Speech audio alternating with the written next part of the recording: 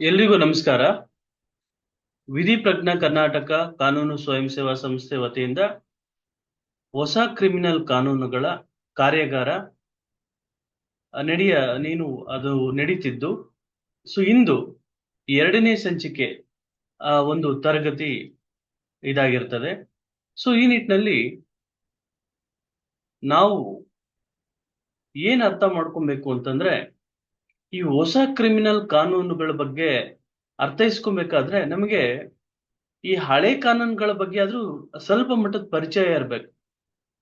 ಹಳೆ ಕಾನೂನುಗಳ ಬಗ್ಗೆ ಪರಿಚಯನೇ ಇಲ್ಲ ನಮ್ಗೆ, ಅದ್ರ ಬಗ್ಗೆನೇ ಚೆನ್ನಾಗಿ ಗೊತ್ತಿಲ್ಲ ಅಂತಂದ್ರೆ ಈ ಹೊಸ ಕ್ರಿಮಿನಲ್ ಕಾನೂನುಗಳ ಬಗ್ಗೆ ಸ್ವಲ್ಪ ತಿಳಿಯೋದು ಬಹಳ ಕಷ್ಟ ಆಗ್ತದೆ.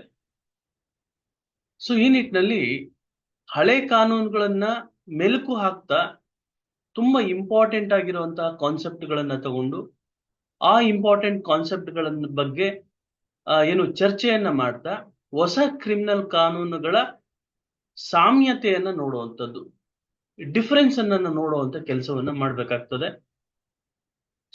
ಇದು ನೋಡಿ, ಹೊಸ ಕ್ರಿಮಿನಲ್ ಕಾನೂನುಗಳು ಅದನ್ನ ನಾವು ಪ್ರಾಕ್ಟೀಸ್ ಮಾಡ್ಬೇಕಾಗುತ್ತೆ. ನಾವು ಯೂಶಲ್ ಆಗಿ ಏನಾಗ್ತದೆ, ವಕೀಲರುಗಳು ಏನು ಪ್ರಾಕ್ಟೀಷನರ್ಸ್ ಅಂತ ನಾವು ಕರೆಯಲ್ಪಡ್ತೀವಿ. ಪ್ರಾಕ್ಟೀಷನರ್ಸ್ ಅಂತಂದ್ರೆ ಅದನ್ನ ಬಳಕೆ ಮಾಡುವಂತದ್ದು. ಹೀಗೆ ಒಬ್ಬ ವೈದ್ಯ ಪ್ರಾಕ್ಟೀಸ್ ಮಾಡ್ತಾರೆ. ಅದನ್ನು ಅಷ್ಟೇನೆ, ಏನು ಡಾಕ್ಟರು ಪ್ರಾಕ್ಟೀಸ್ ಮಾಡ್ತಾರೆ. ಯಾವುದೋ ಒಂದು ಕಾಯಿಲೆ ಬಂದಂತ ಸಂದರ್ಭದಲ್ಲಿ ಈ ಮಾತ್ರೆಯನ್ನ ಕೊಟ್ಟು ಇದು ಹೇಗೆ ವರ್ಕ್ ಆಗುತ್ತೆ ಅಂತ ಅದನ್ನ ಅನಲೈಸ್ ಮಾಡ್ತಾರೆ, ಡಯಾಗ್ನೈಸ್ ಮಾಡ್ತಾರೆ. ಅದು ಪ್ರಾಕ್ಟೀಸ್ ಅಂತ ನಾವು ಕರಿತೀವಿ. ಹಾಗೇನೆ ವಕೀಲರು ಸಹ ಕಾನೂನುಗಳ ಒಂದು ಬಳಕೆಯನ್ನ ಮಾಡ್ತಾ ಹೋಗ್ತಾರೆ. ಆ ಕಾನೂನುಗಳ ಬಗ್ಗೆ ಉಲ್ಲೇಖವನ್ನ ಮಾಡುವಂತದ್ದು, ಕಾನೂನುಗಳ ಬಗ್ಗೆ ಚರ್ಚೆಯನ್ನ ಮಾಡುವಂತದ್ದು, ಈ ಕಾನೂನುಗಳನ್ನ ಈ ಸೆಕ್ಷನ್ ಹೆಂಗೆ ಕೆಲಸವನ್ನ ಮಾಡುತ್ತೆ ಅನ್ನೋ ನಿಟ್ಟಿನಲ್ಲಿ ಪ್ರಾಕ್ಟೀಸ್ ಅನ್ನ ಮಾಡ್ತಾ ಹೋಗ್ತೀವಿ. ಹಾಗೆ ಪ್ರತಿ ಎಲ್ಲಾ ಕ್ರಿಮಿನಲ್ ಕಾನೂನುಗಳ ಬಗ್ಗೆ ಸಂಪೂರ್ಣ ಮಾಹಿತಿಗಳು ನಾವು ಈ ಒಂದು ಕಾರ್ಯಾಗಾರದಲ್ಲಿ ಪಡ್ಕೊಳ್ಳೋದಕ್ಕಾಗಲ್ಲ. ಕೇವಲ ಒಂದು ಇಂಪಾರ್ಟೆಂಟ್ ಅಂಶಗಳನ್ನ ನಾವು ಅರ್ಥೈಸ್ಕೊಂಡು ಹೊಸ ಕ್ರಿಮಿನಲ್ ಕಾನೂನುಗಳ ಜೊತೆಗೆ ತುಲನೆಯನ್ನ ಮಾಡಿ ಅದರ ನಡುವೆ ಏನಾದ್ರೂ ವ್ಯತ್ಯಾಸವಿದ್ದಂತ ಸಂದರ್ಭದಲ್ಲಿ ಆ ವ್ಯತ್ಯಾಸವನ್ನ ಅರ್ಥೈಸ್ಕೊಳ್ಳುವಂಥದ್ದು ಮಾಡ್ಬೋದು ಅಂತ ನಾನು ಹೇಳ್ತಾ ಇವತ್ತಿನ ಒಂದು ತರಗತಿಯನ್ನ ನಾನು ಶುರು ಮಾಡ್ತೀನಿ. ನೋಡಿ, ನಾನು ನಿಮಗೆ ಒಂದು ದೃಷ್ಟಾಂತವನ್ನ ಕೊಡ್ತೀನಿ. 1997ರಲ್ಲಿ ನಡೆದಂತ ಒಂದು ಘಟನೆಯನ್ನು ಹೇಳ್ತೀನಿ ತಮಗೆ. ಆ ದಿನ ಡಿಸೆಂಬರ್ 1ನೇ ತಾರೀಕು 1997ನೇ ಒಂದು ಇಸ್ವಿ. ಅವತ್ತೇನಾಗುತ್ತೆ ಅಂತಂದ್ರೆ, ಸುಶೀಲಮ್ಮ, ನನ್ನ ಹೆಸರನ್ನ ಬದಲಾಯಿಸಿದ್ದೀನಿ, ಸುಶೀಲಮ್ಮ ಅಂತ ಹೇಳಿ ಆಕೆ ಮನೇಲಿ ಇರ್ತಾಳೆ, ಅಡಿಗೆಯನ್ನ ಮಾಡ್ತಾ ಇರ್ತಾಳೆ. ಅಡಿಗೆಯನ್ನ ಮಾಡ್ತಾ ಇರ್ಬೇಕಾದ ಸಂದರ್ಭದಲ್ಲಿ ತನ್ನ ಗಂಡ ಟಿವಿಯನ್ನ ನೋಡ್ತಾ ಇರ್ತಾನೆ. ಟಿವಿಯನ್ನ ನೋಡ್ತಾ ಇದ್ದಾಗ ಗಂಡ ಹೆಂಡತಿ ನಡುವೆ ಯಾವುದೋ ಒಂದು ಸಣ್ಣ ವಿಚಾರಕ್ಕೆ ಮನಸ್ತಾಪ ಆಗಿರುತ್ತೆ. ಗಂಡ ಹೆಂಡತಿಗೆ ಅವ್ಯಾಜ ಶಬ್ದದಲ್ಲಿ ನಿಂದಿಸ್ತಾ ಇರ್ತಾನೆ. ಆ ನಿಂದಿಸ್ತಾ ಇರುವಂತ ಸಂದರ್ಭದಲ್ಲಿ ಅದೇ ಊರಿನಲ್ಲಿ ಒಬ್ಬ ವ್ಯಕ್ತಿ ಇರ್ತಾನೆ, ರಾಮ ಅಂತ ಒಬ್ಬ ವ್ಯಕ್ತಿ ಇರ್ತಾನೆ. ಆ ರಾಮ ಅನ್ನೋನು ಮತ್ತೆ ಈ ವ್ಯಕ್ತಿ ಇರ್ತಾನಲ್ಲ, ಆ ಸುಶೀಲಮ್ಮನ ಗಂಡ, ಅವರು ಅವ್ರ ನಡುವೆ ಒಂದು ಸಿವಿಲ್ ವ್ಯಾಜ್ಯ ಇರ್ತದೆ. ಯಾವುದೋ ಒಂದು ಜಮೀನು ವಿಚಾರಕ್ಕೆ ಅವ್ರಿಗೂ ಇವ್ರ ನಡುವೆ ಒಂದು ವ್ಯಾಜ್ಯ ಆಗಿರುತ್ತೆ, ದೊಡ್ಡ ವ್ಯಾಜ್ಯ ಆಗಿರುತ್ತೆ. ಈ ನಿಟ್ಟಿನಲ್ಲಿ ತನ್ನ ಹೆಂಡತಿಗೆ ಬೈತಾ ಇರ್ತಾನೆ. ಅವನು ಹೊರಗಡೆ ಅಲ್ಲಿ ಮನೆಯಿಂದ ಹೊರಗಡೆ ನಡ್ಕೊಂಡು ಹೋಗ್ತಾ ಇರ್ತಾನೆ ರಾಮ. ಅವನಿಗೆ ಆ ಬೈತಾ ಇರೋದೆಲ್ಲ ಕೇಳಿಸ್ತಾ ಇರುತ್ತೆ. ಅವಾಗ ಅವನ್ ಏನ್ ತಿಳ್ಕೊಂತಾನೆ ಅಂದ್ರೆ, ನಮಗೆ ಇವನು ಬೈತಾ ಇದ್ದಾನೆ, ಅವ್ಯಾಜ ಶಬ್ದದಿಂದ ನಿಂದಿಸ್ತಾ ಇದ್ದಾನೆ, ಇವನ್ನ ಸುಮ್ನೆ ಬಿಡಬಾರ್ದು ಅಂತ ಹೇಳಿ ಒಂದ್ 20 ಜನನ ಕರ್ಕೊಂಬಂದ್ಬಿಟ್ಟು ಆ ಬಾಗಿಲನ್ನ ಹೊಡಿತಾನೆ. ಆ ಬಾಗಿಲನ್ನ ಹೊಡೆದು ಬಾಗ್ಲ ಹಾಕಿರ್ತಾರೆ. ಆ ಬಾಗ್ಲ ಹಾಕಿದ್ದನ್ನ ತಟ್ಟಿ ಆ ಮನೆಯೊಳಗೆ ನುಗ್ತಾನೆ. ನುಗ್ಗಿ ಆ ವ್ಯಕ್ತಿಯನ್ನ ಹೊರಗಡೆ ಕರ್ಕೊಂಡ್ಬಂದು ಹಂಗೆ ಚೆನ್ನಾಗಿ ಹೊಡಿತಾರೆ. ಹೊಡೆದಂತ ಸಂದರ್ಭದಲ್ಲಿ ಆ ವ್ಯಕ್ತಿ ಸತ್ತೋಗ್ತಾನೆ. ಆ ಮೃತಳ ಆ ಹೆಂಡತಿ ಪೊಲೀಸ್ ಸ್ಟೇಷನ್ಗೆ ಹೋಗಿ ಕಂಪ್ಲೇಂಟ್ ಅನ್ನ ಕೊಡ್ತಾಳೆ. ಕಂಪ್ಲೇಂಟ್ ಅನ್ನ ಕೊಟ್ಟಂತ ಸಂದರ್ಭದಲ್ಲಿ ಇವನು ಏನು ಆ ರಾಮ ಅನ್ನೋನು ನನ್ನ ಗಂಡನಿಗೆ ಏನು ಗುದ್ದಲಿ ಏನು ಆ ಏನು ಆ ಏನು ಏನು ಗುದ್ಲಿ ಇದನ್ನು ಸಿಕ್ಕಲ್ ಅಂತ ನಾವು ಕರಿತೀವಿ, ಓರೆಕೋಲು ಅಂತ ನಾವು ಕರಿತೀವಿ, ಕುಡ್ಲು ಅಂತ ನಾವು ಕರಿತೀವಿ. ಅಂದ್ರೆ ಮಚ್ಚು ಟೈಪ್ ಈ ಹಳ್ಳಿಗಳ ಕಡೆ ಆ ಕುಡ್ಲು ಅಂತ ಕರಿತೀವಿ ಅದನ್ನ. ಅದ್ರಲ್ಲಿ ನನ್ನ ಗಂಡನ ಆ ಕಿವಿಗೆ ಹೊಡಿತಾನೆ, ಆ ಗಂಡ ಕೆಳಗಡೆ ಬೀಳ್ತಾನೆ. ಆಮೇಲೆ ಎಲ್ರೂ ಸೇರ್ಕೊಂಡು ನನ್ನ ಗಂಡನ ತಲೆಗೆ ಹೊಡಿತಾರೆ. ಸೊ ಅಲ್ಲಿ ರಕ್ತಸ್ರಾವ ಆಗುತ್ತೆ, ಸತ್ತೋಗ್ಬಿಡ್ತಾನೆ. ಸೊ ಎಲ್ರೂ ಸೇರ್ಕೊಂಡು ಸಾಯಿಸಿದ್ರು ಅಂತ ಒಂದು ಕಂಪ್ಲೇಂಟ್ ಅನ್ನ ಕೊಡ್ತಾಳೆ. ಕಂಪ್ಲೇಂಟ್ ಅನ್ನ ಕೊಡುವಂತ ಸಂದರ್ಭದಲ್ಲಿ ಮಧ್ಯರಾತ್ರಿ ಆಗಿರ್ತದೆ. ಪೊಲೀಸ್ ಸ್ಟೇಷನ್ ಕಂಪ್ಲೇಂಟ್ ಕೊಡ್ತಾರೆ. ಸೊ ಆಮೇಲೆ ತದನಂತರ ಏನಾಗುತ್ತೆ, ಬೆಳಗ್ಗೆ ಇನ್ನೊಂದು ಕಂಪ್ಲೇಂಟ್ ಅನ್ನ ಕೊಡ್ತಾಳೆ. ಏನಂತ ಕೊಡ್ತಾಳೆ ಅಂತಂದ್ರೆ, ನಾವು ಏನು ಒಂದು ಹಿಂದುಳಿದ ಏನು ಕಾಸ್ಟ್ಗೆ ಸೇರಿದವರು, ಸೊ ಅದ್ರ ಮೇಲೂ ಸಹ ಒಂದು ಕಂಪ್ಲೇಂಟ್ ಅನ್ನ ತಗೊಳ್ಳಿ ಅಂತೇಳಿ ಅಲ್ಲೊಂದು ಕಂಪ್ಲೇಂಟ್ ಕೊಡ್ತಾಳೆ. ಸೊ 2 FIR ರಿಜಿಸ್ಟರ್ ಆಗ್ತದೆ. ಎರಡು ಕಂಪ್ಲೇಂಟ್ ರಿಜಿಸ್ಟರ್ ಆಗ್ತದೆ. ತದನಂತರ ಕೋರ್ಟ್ ಹೋಗುತ್ತೆ. ಕೋರ್ಟ್ ಅಲ್ಲಿ ಕೇಸ್ ನಡೆಯುತ್ತೆ. ಸೆಷನ್ ಕೋರ್ಟ್ ನಲ್ಲಿ ಕೇಸ್ ನಡೆಯುತ್ತೆ. ಸೆಷನ್ ಕೋರ್ಟ್ ನಲ್ಲಿ ಕೇಸ್ ನಡೆಯುವಂತ ಸಂದರ್ಭದಲ್ಲಿ ಏನು ಯಾವುದೋ ಒಂದು ಸಾಕ್ಷಿ, ಸರಿಯಾದಂತ ಬಲವಾದಂತ ಸಾಕ್ಷಿ ಇಲ್ಲ ಅಂತ ಹೇಳಿ ಅವ್ರನ್ನ ಏನು ಏನು A1 ಅಂಡ್ A2 ಅವ್ರನ್ನ ಬಿಟ್ಟು ಇನ್ನು ಮಿಕ್ಕಿದ ಉಳಿದಂತ 20 ಜನದಲ್ಲಿ ಏನು A3 ಇಂದ A20 ವರ್ಗುನು ಸಹ ಅವ್ರನ್ನ ಬಿಡುಗಡೆ ಮಾಡ್ಬಿಡ್ತಾರೆ. ಸೊ ಅದ ನಂತರ ಅವರು ಹೈಕೋರ್ಟ್ ಅಲ್ಲಿ, ಅದು ಪ್ರಾಸಿಕ್ಯೂಷನ್ ಅವರು ಹೈಕೋರ್ಟ್ ನಲ್ಲಿ ಅದನ್ನ ಅಪೀಲ್ ಚಾಲೆಂಜ್ ಮಾಡ್ತಾರೆ.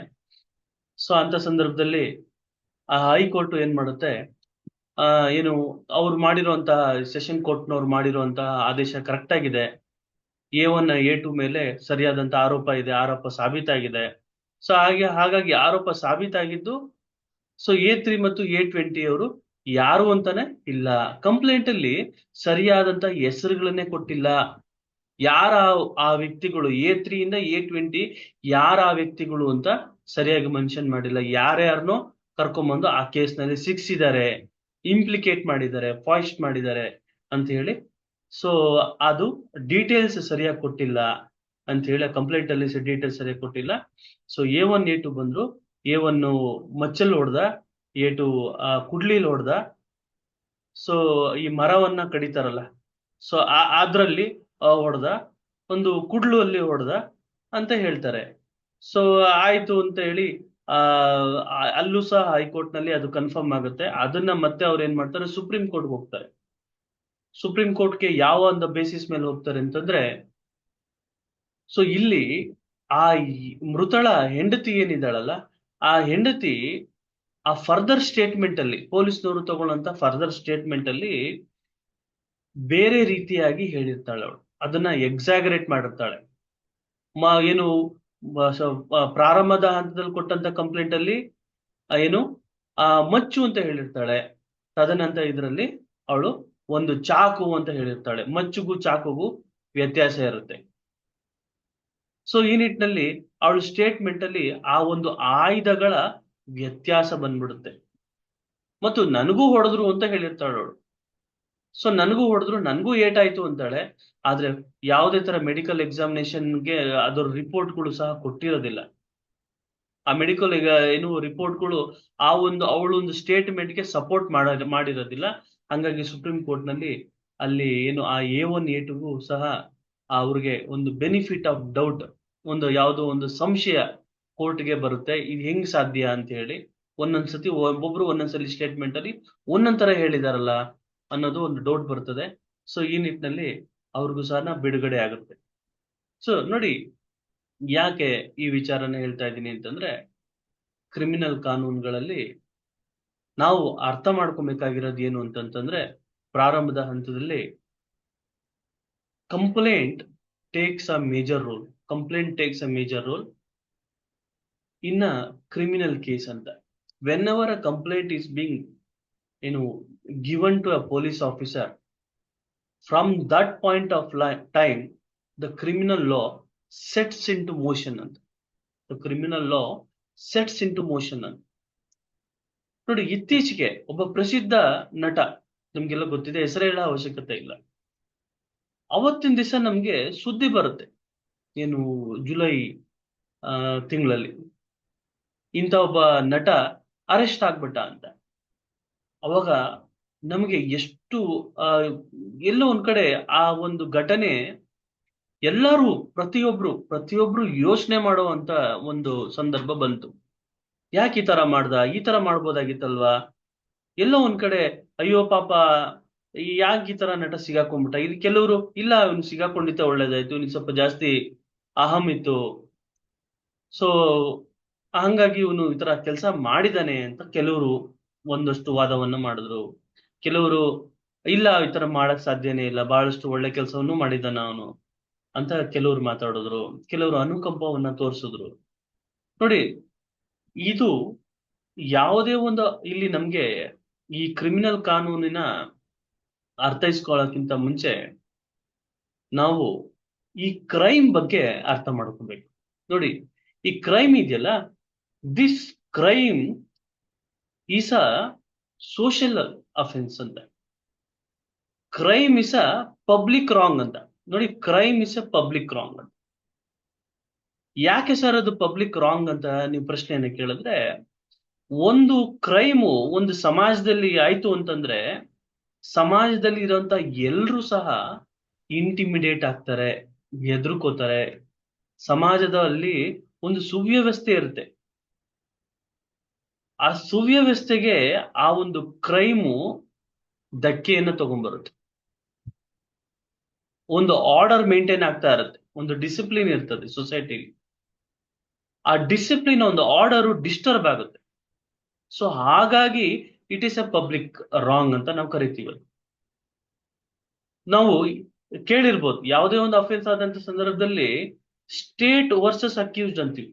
ಸ್ಟೇಟ್ ವರ್ಸಸ್ ಅಕ್ಯೂಸ್ಡ್ ಅಂತ ಅಂದ್ರೆ ಕಂಪ್ಲೇಂಟ್ ಹಾಕೋರು, ಕಂಪ್ಲೇಂಟ್ ಅನ್ನ ಏನು ಹಾಕುವಂತವ್ರು ವ್ಯಕ್ತಿನೇ ಆಗಿದ್ರು ಅವನನ್ನ ನಾವು ಏನು ಬಾಧಿತ ವ್ಯಕ್ತಿ, ವಿಕ್ಟಿಮ್ ಅಂತ ಕರಿಬಹುದು, ಅಥವಾ ಅಥವಾ ಆ ಏನು ಆ ವ್ಯಕ್ತಿ ಮೃತನಾಗಿದ್ರೆ ಅವರ ಒಂದು ಏನು ರೆಪ್ರೆಸೆಂಟೇಟಿವ್ಸ್ ಅಂತ ಕರಿಬಹುದು. ಸೊ ಫ್ಯಾಮಿಲಿ ಮೆಂಬರ್ಸ್ ಅಂತ ಹೇಳ್ಬೋದು.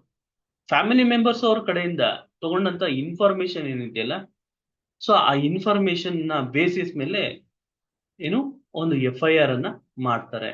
ಸೊ ಅದು ಕಂಪ್ಲೇಂಟ್ ಸರ್ ಅಂತ ಪ್ರಶ್ನೆಯನ್ನ ಕೇಳಿದ್ರೆ ಕ್ರಿಮಿನಲ್ ಕಾನೂನು ಬೇರೆ ತರ ಉಲ್ಲೇಖವನ್ನ ಕೊಡುತ್ತೆ. ಅದನ್ನ ನಾನು ತಮ್ಗೆ ಹೇಳ್ತೇನೆ. ಸೊ ಪ್ರಾರಂಭದ ಹಂತದಲ್ಲಿ ಕೆಲವೊಂದು ಬೇಸಿಕ್ಸ್, ಫಂಡಮೆಂಟಲ್ಸ್ ಬಗ್ಗೆ ತಾವು ತಿಳ್ಕೊಬೇಕಾಗ್ತದೆ. ನೋಡಿ, ಇಲ್ಲಿ ಏನು ಪಬ್ಲಿಕ್ ರಾಂಗ್ ಅಂತ ಹೇಳ್ತಾ ಇದ್ದೆ ನಾನು. So it is a public wrong ಅಂತ.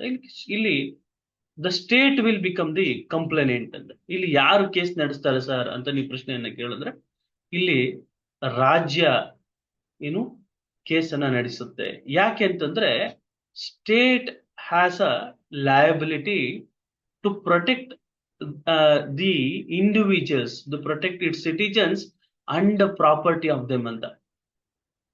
ಪ್ರತಿಯೊಂದು ರಾಜ್ಯ ಅಥವಾ ಸರ್ಕಾರಕ್ಕೆ ಒಂದು ಹೊಣೆ ಇರುತ್ತೆ. ಏನು ಅಂತಂದ್ರೆ ತನ್ನ ಪ್ರಜೆಗಳನ್ನ ಕಾಪಾಡಬೇಕು, ಅಟ್ ದ ಸೇಮ್ ಟೈಮ್ ಪ್ರಜೆಗಳ ಒಂದು ಸ್ವತ್ತನ್ನು ಕಾಪಾಡಬೇಕು. ಆ ಹೊಣೆಯನ್ನ ಹೊತ್ಕೊಂಡಿರುತ್ತೆ ಸ್ಟೇಟ್, ಸರ್ಕಾರ. ಸೊ ಆ ಒಂದು ನಿಟ್ಟಿನಲ್ಲಿ ಯಾವುದೇ ಒಂದು ಅಪರಾಧ ಆದಂತ ಸಂದರ್ಭದಲ್ಲಿ ಆ ಅಪರಾಧದ ನಿಟ್ಟಿನಲ್ಲಿ ಆ ವ್ಯಕ್ತಿಗೆ ಶಿಕ್ಷೆಯನ್ನ ಕೊಡಬೇಕು. ನೋಡಿ, ಶಿಕ್ಷೆಯನ್ನ ಕೊಡಬೇಕು. ಶಿಕ್ಷೆಯನ್ನ ಕೊಟ್ಟು ಯಾರು ಬಾಧಿತರಿರ್ತಾರಲ್ಲ ಅವ್ರಿಗೆ ನ್ಯಾಯವನ್ನ ಕೊಡಿಸ್ಬೇಕು ಅನ್ನೋದು ಕ್ರಿಮಿನಲ್ ಕಾನೂನಿನ ಉದ್ದೇಶ. ಯಾರಾದ್ರೂ ಪ್ರಶ್ನೆಯನ್ನ ಕೇಳಿದ್ರೆ, ನೋಡ್ರಿ ಕಾನೂನು ಅಂತ ಹೇಳ್ತಿರಲ್ಲ, ಈ ಕಾನೂನು ಉದ್ದೇಶ ಏನ್ರಿ ಅಂತ ಪ್ರಶ್ನೆಯನ್ನ ಕೇಳಿದ್ರೆ, ನೋಡಿ ಕಾನೂನಿನ ಮುಖ್ಯ ಉದ್ದೇಶ ಏನು ಅಂತಂದ್ರೆ ನ್ಯಾಯವನ್ನ ಕೊಡೋದು, ನ್ಯಾಯವನ್ನ ಪ್ರದಾನ ಮಾಡುವುದು ಕಾನೂನಿನ ಮುಖ್ಯ ಉದ್ದೇಶ. The primary function of law is to render justice ಅಂತ. ಸರ್ ಯಾವ ತರ ಸರ್ ನ್ಯಾಯ ಅಂತ ನೀವು ಪ್ರಶ್ನೆಯನ್ನ ಕೇಳಿದ್ರೆ, ಅದು ನ್ಯಾಯಸಮ್ಮತವಾದಂತಹ ನ್ಯಾಯ. ನ್ಯಾಯಸಮ್ಮತ ಅಂದ್ರೆ ಏನು? ನ್ಯಾಯಸಮ್ಮತ ಅಂತಂದ್ರೆ ಎಲ್ರು ಒಪ್ಪುವಂಥದ್ದು. ಅದರಿಂದ ಯಾರಿಗೂ ತೊಂದರೆ ಆಗಲ್ಲ ಅಂತ. ಅದನ್ನ ಸರಿಯಾಗಿ ನೀಡಿದರೆ, ಯಾರಿಗೂ ಮೋಸ ಆಗ್ದಂಗೆ ನೀಡಿದ್ದಾರೆ ಅಂತ. Fairness is the golden thread of justice ಅಂತ ನಾವು ಕರಿತೀವಿ. Fairness is the golden thread of justice ಅಂತ. ಸರ್ ಹಾಗಾದ್ರೆ ಫೇರ್ನೆಸ್ ಅಂದ್ರೆ ಏನು ಸರ್ ಅಂತ ನೀವು ಪ್ರಶ್ನೆಯನ್ನ ಕೇಳಿದ್ರೆ, ನಾನು ನಿಮ್ಗೆ ಹೇಳ್ತೀನಿ ನೋಡಿ, ಯಾವುದೇ ಒಂದು ನ್ಯಾಯವನ್ನ ನಾವು ಪಡ್ಕೊಬೇಕಾದ್ರೆ, ಜಸ್ಟಿಸ್ ಅನ್ನ ಪಡ್ಕೋಬೇಕಾದ್ರೆ, ಈ ಜಸ್ಟಿಸ್ ಸಿಸ್ಟಮ್ ಹೆಂಗೆ ಒಂದು ರಚನೆ ಆಗಿದೆ ಸರ್ ಅಂತ ನೀವು ಪ್ರಶ್ನೆಯನ್ನ ಕೇಳಿದ್ರೆ, ಈ ಒಂದು ನ್ಯಾಯವನ್ನ ಪ್ರದಾನ ಮಾಡುವಂತಹ ವ್ಯವಸ್ಥೆ ಯಾವ ಅಂಶಗಳ ಮೇಲೆ ಇದು ರಚನೆ ಆಗಿದೆ ಸರ್ ಅಂತ ಪ್ರಶ್ನೆಯನ್ನ ಕೇಳಿದ್ರೆ, ನಾನು ಸ್ವಾಭಾವಿಕ ನ್ಯಾಯದ ಒಂದು ವ್ಯವಸ್ಥೆ ಮೇಲೆ ಈ ಒಂದು ನ್ಯಾಯಿಕ ವ್ಯವಸ್ಥೆ, ಅಪರಾಧಿಕ ನ್ಯಾಯಿಕ ವ್ಯವಸ್ಥೆ ಅಥವಾ ಸಿವಿಲ್ ನ್ಯಾಯಿಕ ವ್ಯವಸ್ಥೆ ಇದು ರಚನೆ ಆಗಿದೆ. ಈ ಒಂದು ಸಿಸ್ಟಮ್ ಏನಿದೆಯಲ್ಲ, ಜುಡಿಷಿಯಲ್ ಸಿಸ್ಟಮ್ ಅಂತ ನಾವು ಕರಿತೀವಿ ಇದನ್ನ. ಈ ಜುಡಿಷಿಯಲ್ ಸಿಸ್ಟಮ್ ಯಾವ ಬೇಸಿಸ್ ಮೇಲೆ, ಯಾವ ಒಂದು ಫೌಂಡೇಶನ್ ಮೇಲೆ ಇದು ಬಿಲ್ಟ್ ಆಗಿದೆ, ರಚನೆ ಆಗಿದೆ ಅಂತ ಕೇಳಿದಾಗ, ಯಾವ ಫೌಂಡೇಶನ್ ಅಂದ್ರೆ ಪ್ರಿನ್ಸಿಪಲ್ ಆಫ್ ನ್ಯಾಚುರಲ್ ಜಸ್ಟಿಸ್ ಅಂತ ಹೇಳಿ. ಏನ್ ಸರ್ ಇದು ಪ್ರಿನ್ಸಿಪಲ್ ಆಫ್ ನ್ಯಾಚುರಲ್ ಜಸ್ಟಿಸ್ ಅಂತ ನೀವು ಪ್ರಶ್ನೆಯನ್ನ ಕೇಳಿದ್ರೆ, ನೋಡಿ, ಪ್ರಿನ್ಸಿಪಲ್ ಆಫ್ ನ್ಯಾಚುರಲ್ ಜಸ್ಟಿಸ್ ಅಂದ್ರೆ, ಚಿದಾನಂದ್ ಅವ್ರು ಬರ್ತಾರೆ. ಚಿದಾನಂದ್ ಅವ್ರು ಬಂದು ಹೇಮರಾಜ್ ಅವ್ರ ಮೇಲೆ ಒಂದು ಕಂಪ್ಲೇಂಟ್ ಅನ್ನ ಕೊಡ್ತಾರೆ. ಚಿದಾನಂದ್ ಅವ್ರು ಬಂದು ಹೇಮರಾಜ್ ಅವ್ರ ಮೇಲೆ ಒಂದು ಕಂಪ್ಲೇಂಟ್ ಅನ್ನ ಕೊಡ್ತಾರೆ. ನೋಡಿ ಸರ್, ಈ ತರ ಹೇಮರಾಜ್ ಅವರು ನನ್ನ ಕಡೆಯಿಂದ ನಾನು ಅವ್ರಿಗೆ ಸಾಲವನ್ನ ಕೊಟ್ಟಿದ್ದು, ಈ ಸಾಲವನ್ನ ಹಿಂದಿರುಗಿಸ್ತೀನಿ ಅಂತ ಹೇಳಿದ್ರು. ಸೊ ಹಾಗಾಗಿ ನಾನು ಅವರು ಪರಿಚಯದವರು, ತುಂಬಾ ಸಭ್ಯಸ್ಥರು, ಯಾವುದೇ ತರ ಅಪರಾಧಿಕ ಹಿನ್ನೆಲೆ ಅಪರಾಧಿಕ ಹಿನ್ನೆಲೆ ಅವ್ರಿಗಿಲ್ಲ, ಒಳ್ಳೆ ಜನ ಅಂತ ನಾನೇನ್ ಮಾಡಿದೆ, ಸಾಲವನ್ನ ಕೊಟ್ಟೆ, ಒಂದು 10 ಲಕ್ಷ ರೂಪಾಯಿ ಸಾಲವನ್ನ ಕೊಟ್ಟೆ. ಸೊ ಯಾವುದೇ ತರ ನಾನು ದಾಖಲೆಗಳನ್ನ ಮಾಡ್ಕೊಂಡಿಲ್ಲ. ಆಮೇಲೆ ನಾನು ಆ ಹೇಮರಾಜ್ ಅವ್ರನ್ನ ಹೋಗಿ ಕೇಳೋದಕ್ಕೆ ಪ್ರಯತ್ನ ಪಟ್ಟೆ. ನಾನು ನನ್ನ ಹಣವನ್ನ ಕೊಡಿ ಅಂತಂದ್ರೆ, ಅವ್ರ ಗಂಡನ್ನ ಕೆರಳಿಸ್ಬಿಟ್ಟು ಅವ್ರ ಗಂಡನ ಕಡೆಯಿಂದ ನನಗ್ ಮೇಲೆ ಹಲ್ಲೆವನ್ನ ಮಾಡಿಸ್ಬಿಟ್ರು.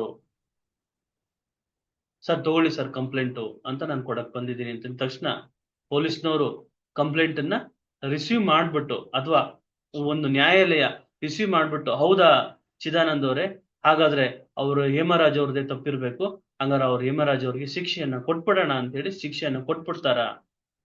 ಏಕಾಏಕಿ ಕೊಟ್ಬಿಡ್ತಾರ ಸರ್ ಅಂತಂದ್ರೆ, ಏಕಾಏಕಿ ಕೊಡೋದಿಲ್ಲ. ಯಾಕೆ ಸರ್ ಏಕಾಏಕಿ ಕೊಡೋದಿಲ್ಲ ಅಂತಂದ್ರೆ, ನಮ್ಮ ನ್ಯಾಯಿಕ ವ್ಯವಸ್ಥೆ, ನ್ಯಾಯ ಪ್ರಧಾನ ವ್ಯವಸ್ಥೆ ಯಾವ ಅಂಶವನ್ನ ತನ್ನ ಒಂದು ವ್ಯವಸ್ಥೆಯಲ್ಲಿ ಅಳವಡಿಸ್ಕೊಂಡಿದೆ ಅಂತಂದ್ರೆ, ಪ್ರಿನ್ಸಿಪಲ್ ಆಫ್ ನ್ಯಾಚುರಲ್ ಜಸ್ಟಿಸ್, ಸ್ವಾಭಾವಿಕ ನ್ಯಾಯಿಕ ವ್ಯವಸ್ಥೆಯನ್ನ ಅಳವಡಿಸ್ಕೊಂಡಿದೆ. ಏನು ಸರ್ ಇದು ಸ್ವಾಭಾವಿಕ ವ್ಯವಸ್ಥೆ ಅಂತಂದ್ರೆ, ಯಾವುದೇ ಸಂದರ್ಭದಲ್ಲಿ ಯಾರೇ ವ್ಯಕ್ತಿ ಆಗಿರ್ಬೋದು, ಒಬ್ಬ ವ್ಯಕ್ತಿಯ ವಿರುದ್ಧ ಒಂದು ಕಂಪ್ಲೇಂಟ್ ಅನ್ನ ಕೊಟ್ರೆ, ಆ ವ್ಯಕ್ತಿಯನ್ನ ಕಂಪ್ಲೇಂಟ್ ಅನ್ನ ಕೊಟ್ಟು, ಯಾರೇ ವಿರುದ್ಧವಾಗಿ ಒಂದು ಕಂಪ್ಲೇಂಟ್ ಅನ್ನ ಕೊಟ್ರೆ, ಇಬ್ಬರ ಪಕ್ಷಗಾರರನ್ನ ಕರೆಸಿ ವಿಚಾರಣೆಯನ್ನ ಮಾಡುವಂಥದ್ದು, ಕರೆಸಿ ವಿಚಾರಣೆಯನ್ನ ಮಾಡುವಂಥದ್ದು.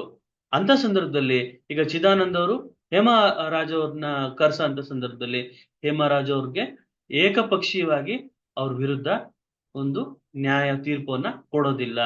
ಹೇಮರಾಜ್ ಅವ್ರನ್ನು ಕರೆಸ್ತಾರೆ, ಅವರ ಯಜಮಾನರನ್ನು ಕರೆಸ್ತಾರೆ.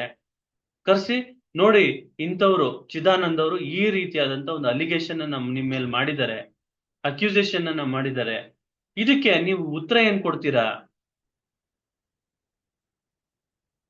ಅಂತ ಕೇಳಿ ಅವ್ರಿಗೊಂದು ಅವಕಾಶವನ್ನ ಕೊಡುವಂಥದ್ದು. ಇದು ಸಿವಿಲ್ ನ್ಯಾಯಾಲಯದಲ್ಲೂ, ಸಿವಿಲ್ ಒಂದು ಪ್ರಕರಣದಲ್ಲೂ ಆಗಿರ್ಬೋದು, ಅಥವಾ ಕ್ರಿಮಿನಲ್ ಪ್ರಕರಣದಲ್ಲೂ ಆಗಿರ್ಬೋದು.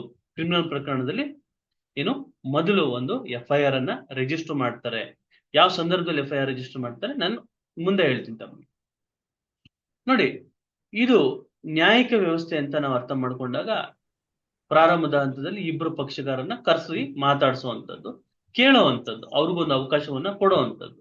ಈ ಅವಕಾಶ ಮುಂಚೆ ಇತ್ತ ಸರ್ ಅಂತ ಪ್ರಶ್ನೆ ಕೇಳಿದ್ರೆ, ನಾವೇನೀಗ ಕ್ರಿಮಿನಲ್ ಪ್ರೊಸೀಜರ್ ಕೋಡ್ 1973, ಈ ಹಳೆ ಕಾನೂನು ಇದೆಯಲ್ಲ 1973 ಕ್ರಿಮಿನಲ್ ಪ್ರೊಸೀಜರ್ ಕೋಡ್, ಅದಕ್ಕಿಂತ ಹಳೆದೊಂದಿತ್ತು, ಬ್ರಿಟಿಷರ ಕಾಲದಲ್ಲಿ ಇತ್ತದು, 18th ಏನು ನಿಟ್ಟಿನಲ್ಲಿ ಇತ್ತದು.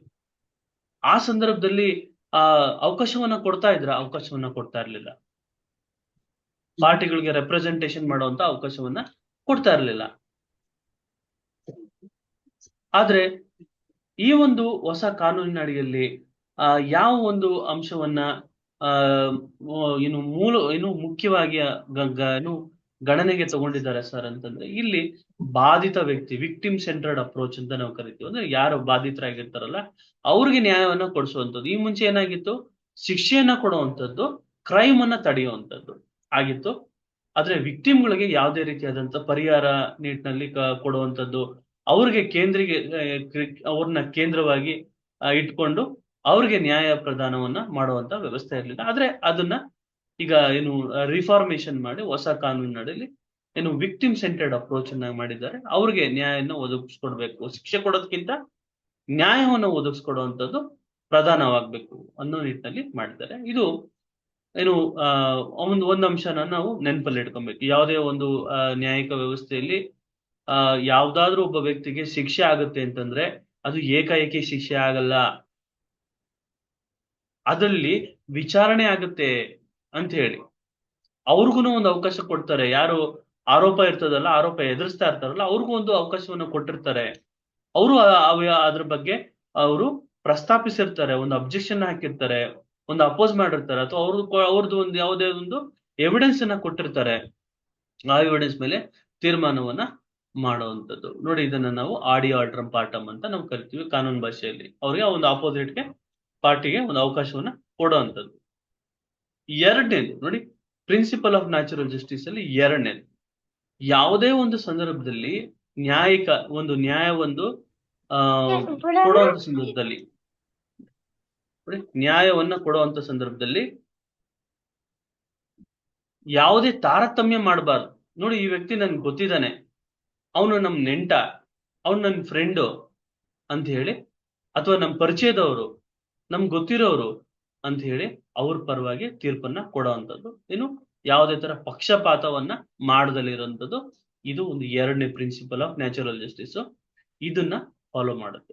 ಹೊಸ ಕ್ರಿಮಿನಲ್ ಕಾನೂನುಗಳಲ್ಲೂ ಇದೆಯಾ ಸರ್ ಇದು ಅಂತ ಕೇಳಿದ್ರೆ, ಹೌದು, ಇದು ಹೊಸ ಕಾನೂನುಗಳಲ್ಲೂ ಸಹ ಇದೆ. ಇದೇ ಸಿಸ್ಟಮ್ ಅನ್ನ ಫಾಲೋ ಮಾಡ್ತಾ ಇದ್ದಾರೆ. ಅದು ಎಲ್ಲಿ ಬದಲಾವಣೆ ಆಗಿದೆ ಅಂತ ನಾನು ಹೇಳ್ತೀನಿ. ಮೂರನೇದು ಯಾವುದು ಸರ್ ಅಂತಂದ್ರೆ, ನೋಡಿ, ಯಾವುದೇ ಒಬ್ಬ ವ್ಯಕ್ತಿ, ನೋಡಿ ನಾನು ಹೇಳ್ತಾ ಇದ್ದೆ, ಯಾವುದೊಬ್ಬ ಪ್ರಸಿದ್ಧ ಏನು ಚಿತ್ರನಟ ಅರೆಸ್ಟ್ ಆದಂತ ಸಂದರ್ಭದಲ್ಲಿ ಇಲ್ಲೋ ಕೆಲವು ಕಡೆ ಹಂಗ ಮಾಡಿದ್ ತಪ್ಪಾಯ್ತು, ಅವನ್ನ ಬಿಟ್ಬಿಡ್ಬೇಕನ್ರಿ, ಜಡ್ಜ್ಗಳು ಬಿಟ್ಬಿಡ್ಬೇಕು, ನ್ಯಾಯಾಧೀಶರು ಬಿಟ್ಬಿಡ್ಬೇಕು, ಅಥವಾ ನ್ಯಾಯಾಲಯ ಬಿಟ್ಬಿಡ್ಬೇಕು ಅನ್ನೋ ಅವನು ಅಭಿಮಾನಿ ಆಗಿರೋಂಥ ಸಂದರ್ಭದಲ್ಲಿ ಅವನು ತನ್ನ ಭಾವನೆಗೆ ಸ್ಪಂದಿಸ್ತಾ ಇರ್ತಾನೆ. ಈ ಭಾವನೆ ಮೇಲೆ ಈ ನ್ಯಾಯಾಲಯಗಳು ಸ್ಪಂದಿಸುತ್ತ ಸರ್ ಅಂತ ಕೇಳಿದ್ರೆ, ಭಾವನೆಗಳಲ್ಲಿ ನ್ಯಾಯಾಲಯಗಳು ಸ್ಪಂದಿಸೋದಿಲ್ಲ. ಹಾಗಾದ್ರೆ ಯಾವ್ದ್ರ ಮೇಲೆ ಸರ್ ಸ್ಪಂದಿಸುತ್ತೆ ಅಂತಂದ್ರೆ, ತರ್ಕವನ್ನ ಮಾಡುತ್ತೆ. ನೋಡಿ, ತರ್ಕ, ರೀಸನ್ ಅಂತ ನಾವು ಕರಿತೀವಿ, ರೀಸನಿಂಗ್ ಅಂತ ನಾವು ಕರಿತೀವಿ ಅದನ್ನ. ನೋಡಿ, the court will not act upon emotion but act upon reason ಅಂತ. ಎಮೋಷನ್ ಅಲ್ಲ, the court will act on reason. Reasoning ಮಾಡುತ್ತೆ, ಯಾವುದು ಸರಿ ಯಾವುದು ತಪ್ಪು, ಹಿಂಗೆ ಫ್ಯಾಕ್ಟ್ಸಿನ ಆಧಾರದ ಮೇಲೆ, ಸಂಗತಿಗಳ ಆಧಾರದ ಮೇಲೆ, ಆ ವಿಷಯಗಳ ಆಧಾರದ ಮೇಲೆ ತರ್ಕವನ್ನ ಮಾಡುತ್ತೆ. ಲಾಜಿಕ್ ಆಗಿ ಥಿಂಕ್ ಮಾಡುತ್ತೆ. A case should come to a logical conclusion ಅಂತ. ಒಂದು ತರ್ಕಬದ್ಧವಾಗಿ ಯಾವುದೇ ಪ್ರಕರಣ ಆಗಿರ್ಬೋದು, ಅದು ಲಾಜಿಕಲ್ ಆಗಿ ಕನ್ಕ್ಲೂಡ್ ಆಗ್ಬೇಕು. 100 ಜನ ಏನು ಅಪರಾಧಿಗಳಿಗೆ ಶಿಕ್ಷೆ ಆದ್ರೂ ಪರವಾಗಿಲ್ಲ, ಒಬ್ಬ ನಿರಪರಾಧಿ ಶಿಕ್ಷೆ ಆಗ್ಬಾರ್ದು ಅಂತ.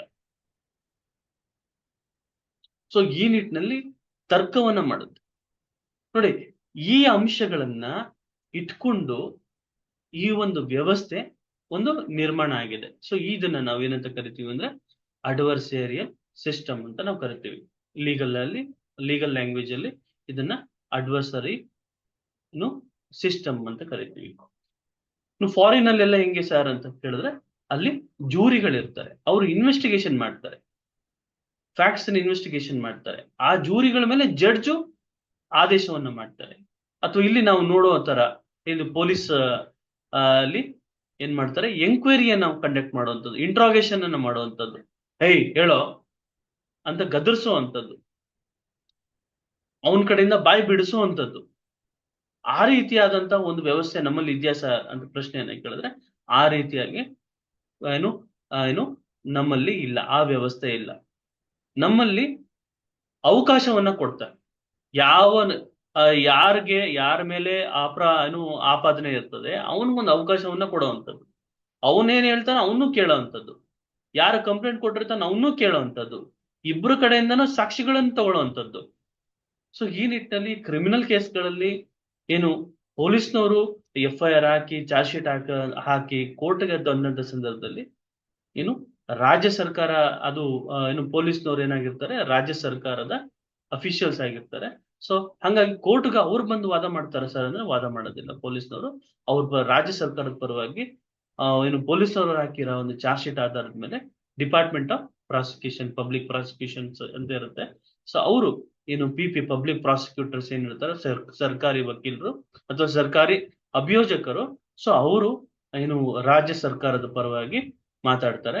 ಸೊ ಅದು ಅವರು ನ್ಯಾಯವನ್ನ ಕೊಡಿಸುವಂತ ನಿಟ್ಟಿನಲ್ಲಿ ಅವರು ಆ ಸ್ಥಾನದಲ್ಲಿ ಇರ್ತಾರೆ. ಸೊ ಈ ನಿಟ್ಟಿನಲ್ಲಿ ಸೊ ಅವರು ನಡೆಸ್ತಾರೆ. ಸೊ ಇಲ್ಲಿ ಇವನು ಅಕ್ಯೂಸ್ಡ್ ಇರುವಂತವನು ಅವನ ಪರವಾಗಿರುವಂತ ಏನು ವಕೀಲರುಗಳನ್ನ ಅಪಾಯಿಂಟ್ ಮಾಡ್ಕೊಂಡು ಸೊ ಅವನು ಕೇಸನ್ನ ನಡೆಸುವಂಥದ್ದು, ಪ್ರಕರಣವನ್ನ ನಡೆಸುವಂಥದ್ದು ಆಗ್ತದೆ. ನೋಡಿ ಇಲ್ಲಿ ಏನು ಅಡ್ವರ್ಸೇರಿಯಲ್ ಸಿಸ್ಟಮ್ ಅಂಡ್ ಇನ್ಕ್ವಿಸಿಟೋರಿಯಲ್ ಅಂತ ನಾವು ಇನ್ಕ್ವಿಸಿಟೋರಿಯಲ್ ಅಂದ್ರೆ ಎಂಕ್ವೈರಿ ಮಾಡುವಂಥದ್ದು.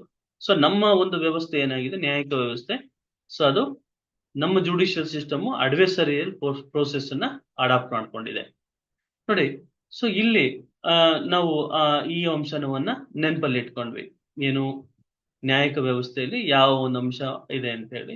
ಸೊ ಇಲ್ಲಿ ಏನು ಕಂಪ್ಲೇಂಟ್ ಅಂತ ನಾನು ಹೇಳ್ತಾ ಇದ್ದೆ. ಸರ್ ಇಲ್ಲಿ ಎಲ್ಲಾ ವಿಚಾರನು ಕಂಪ್ಲೇಂಟ್ ಆಗುತ್ತಾ ಸರ್? ಈಗ ನಾನು ಒಂದು ಫೋನ್ ಮಾಡ್ಬಿಟ್ಟು ಪೊಲೀಸ್ನವ್ರಿಗೆ ಒಂದು ಇನ್ಫಾರ್ಮೇಶನ್ ಕೊಡ್ತೀನಿ, whether it is A complaint ಅಂತ ಪ್ರಶ್ನೆ ಕೇಳಿದ್ರೆ ಸೊ ಅದು ಕಂಪ್ಲೇಂಟ್ ಆಗುತ್ತಾ? ಸರ್ ನಾನು ಇಮೇಲ್ ಮೂಲಕ ಕಳಿಸ್ತೀನಿ ಸರ್, ಅದು ಕಂಪ್ಲೇಂಟ್ ಆಗುತ್ತಾ ಹೊಸ ಕಾನೂನಿನಡಿಯಲ್ಲಿ ಅಂತ ಪ್ರಶ್ನೆ ಕೇಳಿದ್ರೆ ಅದು ಕಂಪ್ಲೇಂಟ್ ಆಗುತ್ತಾ? ಅಥವಾ ನಾನು ನನ್ನ ಅಡ್ರೆಸ್ಸನ್ನೇ ಹಾಕಲ್ಲ, ನಾನು ಯಾರ ಕಡೆಯಿಂದ ಕಳಿಸ್ತಾ ಇದ್ದೀನಿ, ನನ್ನ ಹೆಸರೇನು, ನನ್ನ ಏಜ್ ಏನು, ನನ್ನ ಅಡ್ರೆಸ್ ಏನು, ವಿಳಾಸ ಏನು, ಏನೂ ಇಲ್ಲ, ಮೂಗರ್ಜಿ ಅಂತ ನಾವು ಕರಿತೀವಿ. ಆ ಮೂಗರ್ಜಿಯ ಆಧಾರದ ಮೇಲೆ FIR ಅನ್ನ ರಿಜಿಸ್ಟರ್ ಮಾಡ್ಬೇಕಾ ಸರ್ ಅಂತ ಪ್ರಶ್ನೆ ಕೇಳಿದ್ರೆ ಅದ್ರ ಬಗ್ಗೆ ಉಲ್ಲೇಖ ಏನಿದೆ ಹೊಸ ಕ್ರಿಮಿನಲ್ ಕಾನೂನು ಅಡಿಯಲ್ಲಿ?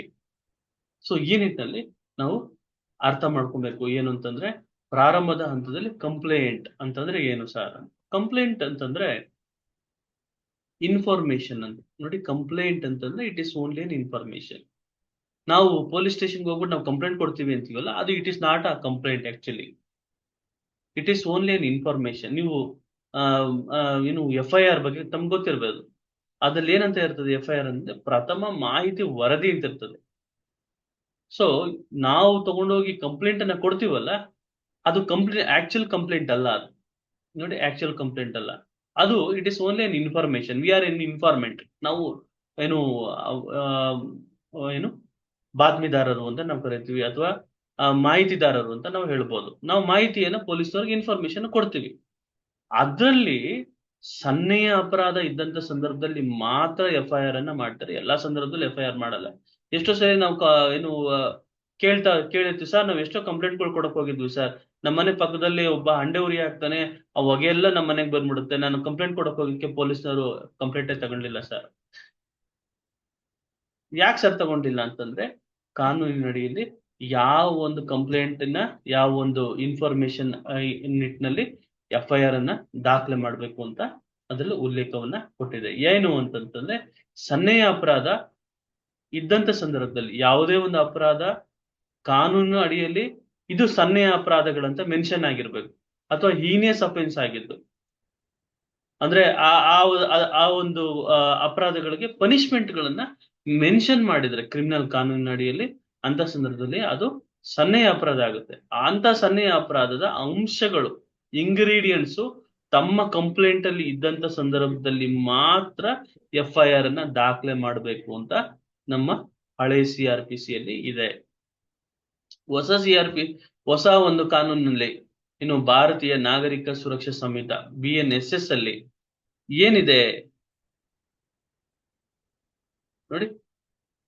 BNSS ಅಲ್ಲಿ ಏನಿದೆ ಸರ್ ಅಂತ ಪ್ರಶ್ನೆ ಕೇಳಿದ್ರೆ ನಾವು ಅವಾಗ ಕಂಪ್ಯಾರಿಸನ್ ಚಾರ್ಟ್ ಅನ್ನ ಓಪನ್ ಮಾಡ್ಬೇಕಾಗುತ್ತೆ. ಸನ್ನೆಯ ಅಪರಾಧ ಅಂದ್ರೆ cognisable offence. Your complaint should include the facts where the facts should be in the nature of cognizable. The facts should attract the cognizable offense. So then only FIR will be registered, or else it will be not registered. ನೋಡಿ ಹೋಗ್ಬಿಟ್ಟು ನನ್ನ friend ಹಣ ಕೊಟ್ಟಿದ್ದ, so ಹಣದ ವಿಚಾರವಾಗಿ ನನ್ಗೂ ಅವನ್ಗೂ ಒಂದು ಕರಾರಾಗಿತ್ತು, agreement ಹಾಕೊಟ್ಟಿದ್ದ. So ಈಗ ನೋಡಿದ್ರೆ ಅವನು ಹಣನೂ ಕೊಡ್ತಾ ಇಲ್ಲ, ಏನು ಕೊಡ್ತಾ ಇಲ್ಲ. ಸೊ ಯಾವ್ದೋ ಒಂದು ಫಂಕ್ಷನ್ಗೆ ಕರ್ದ. ಸೊ ಆ ಫಂಕ್ಷನ್ ಕರೆದ್ಬಿಟ್ಟು ಈಗ ಆ ಫಂಕ್ಷನ್ ಆ ನಿಟ್ಟಿನಲ್ಲಿ ನಾನೊಂದು ಫಂಕ್ಷನ್ ಮಾಡಿದೆ. ಅವನ ಹೆಸರು ಅವನು ಹೇಳ್ದ, ಈ ತರ ಬರ್ತೀನಿ ಅಂತ ಹೇಳ್ದ. ಅವ್ನು ಆಯ್ತು ಬರ್ತಾನಲ್ಲ ಅಂತ ಹೇಳಿ ನನ್ನ ಫ್ರೆಂಡ್ಸ್ನೆಲ್ಲ ಕರೆದು ಮಾಡಿದ್ವಿ. ಅವ್ನು ಬರ್ಲೇ ಇಲ್ಲ. ಅವನ್ ಬೇಸಿಸ್ ಮೇಲೆ ಯಾವ್ದೋ ನಾವು ಒಂದು ಪ್ರಾಜೆಕ್ಟ್ ಮಾಡ್ತಾ ಇದ್ವಿ. ಅವ್ನ ಇಷ್ಟು ದುಡ್ಡು ಕೊಡ್ತೀನಿ, ನಿನ್ ಪ್ರಾಜೆಕ್ಟ್ ನೀನ್ ರೆಡಿ ಮಾಡು ಅಂತ ಹೇಳ್ತಾ ಇದ್ದ. ಸರಿ ಅಂತ ನಾನು ಪ್ರಾಜೆಕ್ಟ್ಗೆ ಕೈ ಹಾಕ್ತೆ, ನಾನು ಇನ್ವೆಸ್ಟ್ಮೆಂಟ್ ಮಾಡಿದೆ. ಈಗ ಕೇಳಿದ್ರೆ ದುಡ್ಡು ಕೊಡ್ತಾ ಇಲ್ಲ, ಏನು ಕೊಡ್ತಾ ಇಲ್ಲ. ಸರ್ ಕಂಪ್ಲೇಂಟ್ ತಗೊಳ್ಳಿ ಸರ್ ಅಂತ ಪ್ರಶ್ನೆಯನ್ನ ನೀವು ಪೊಲೀಸ್ ಸ್ಟೇಷನ್ಗೆ ಹೋದ್ರೆ ಪೊಲೀಸ್ನವರು ಕಂಪ್ಲೇಂಟ್ ತಗೊಳಲ್ಲ. ಯಾಕೆ ಅಂತಂದ್ರೆ ಅದು ವ್ಯವಹಾರಿಕವಾದಂತಹ ವ್ಯವಹಾರ ಒಂದು ಟ್ರಾನ್ಸಾಕ್ಷನ್ ಆಗಿರ್ತದೆ. ಆ ವ್ಯವಹಾರಿಕ ಟ್ರಾನ್ಸಾಕ್ಷನ್ ಅಲ್ಲಿ ನಾವೇನ್ ಕಂಪ್ಲೇಂಟ್ ತಗೊಳಕ್ ಬರುತ್ತೆ. ಸೊ ಕಂಪ್ಲೇಂಟ್ ಯಾವ ಸಂದರ್ಭದಲ್ಲಿ ತಗೊಳಕ್ ಸರ್ ಆಗುತ್ತೆ ಅಂತ ಬಂದಾಗ ನಿಮ್ಮ ಕಂಪ್ಲೇಂಟ್ ನಲ್ಲಿ ಕಾಗ್ನಿಸಬಲ್ ಅಫೆನ್ಸ್ ಆಗಿರುವಂತಹ ಒಂದು ಸಂಗತಿಗಳನ್ನ ಮೆನ್ಷನ್ ಮಾಡಿರ್ಬೇಕು. ಅಂತ ಸಂದರ್ಭದಲ್ಲಿ ಮಾತ್ರ ಸೊ ಅದನ್ನ FIR ಅನ್ನಾಗಿ ಮಾಡ್ತಾರೆ. ಇಲ್ಲ ಅಂತಂದ್ರೆ FIR ಮಾಡೋದಿಲ್ಲ. ಸೊ ಈ ನಿಟ್ಟಿನಲ್ಲಿ ಕಂಪ್ಲೇಂಟ್ ಅಲ್ಲೇ ದೋಷ ಇದ್ದಂತ ಸಂದರ್ಭದಲ್ಲಿ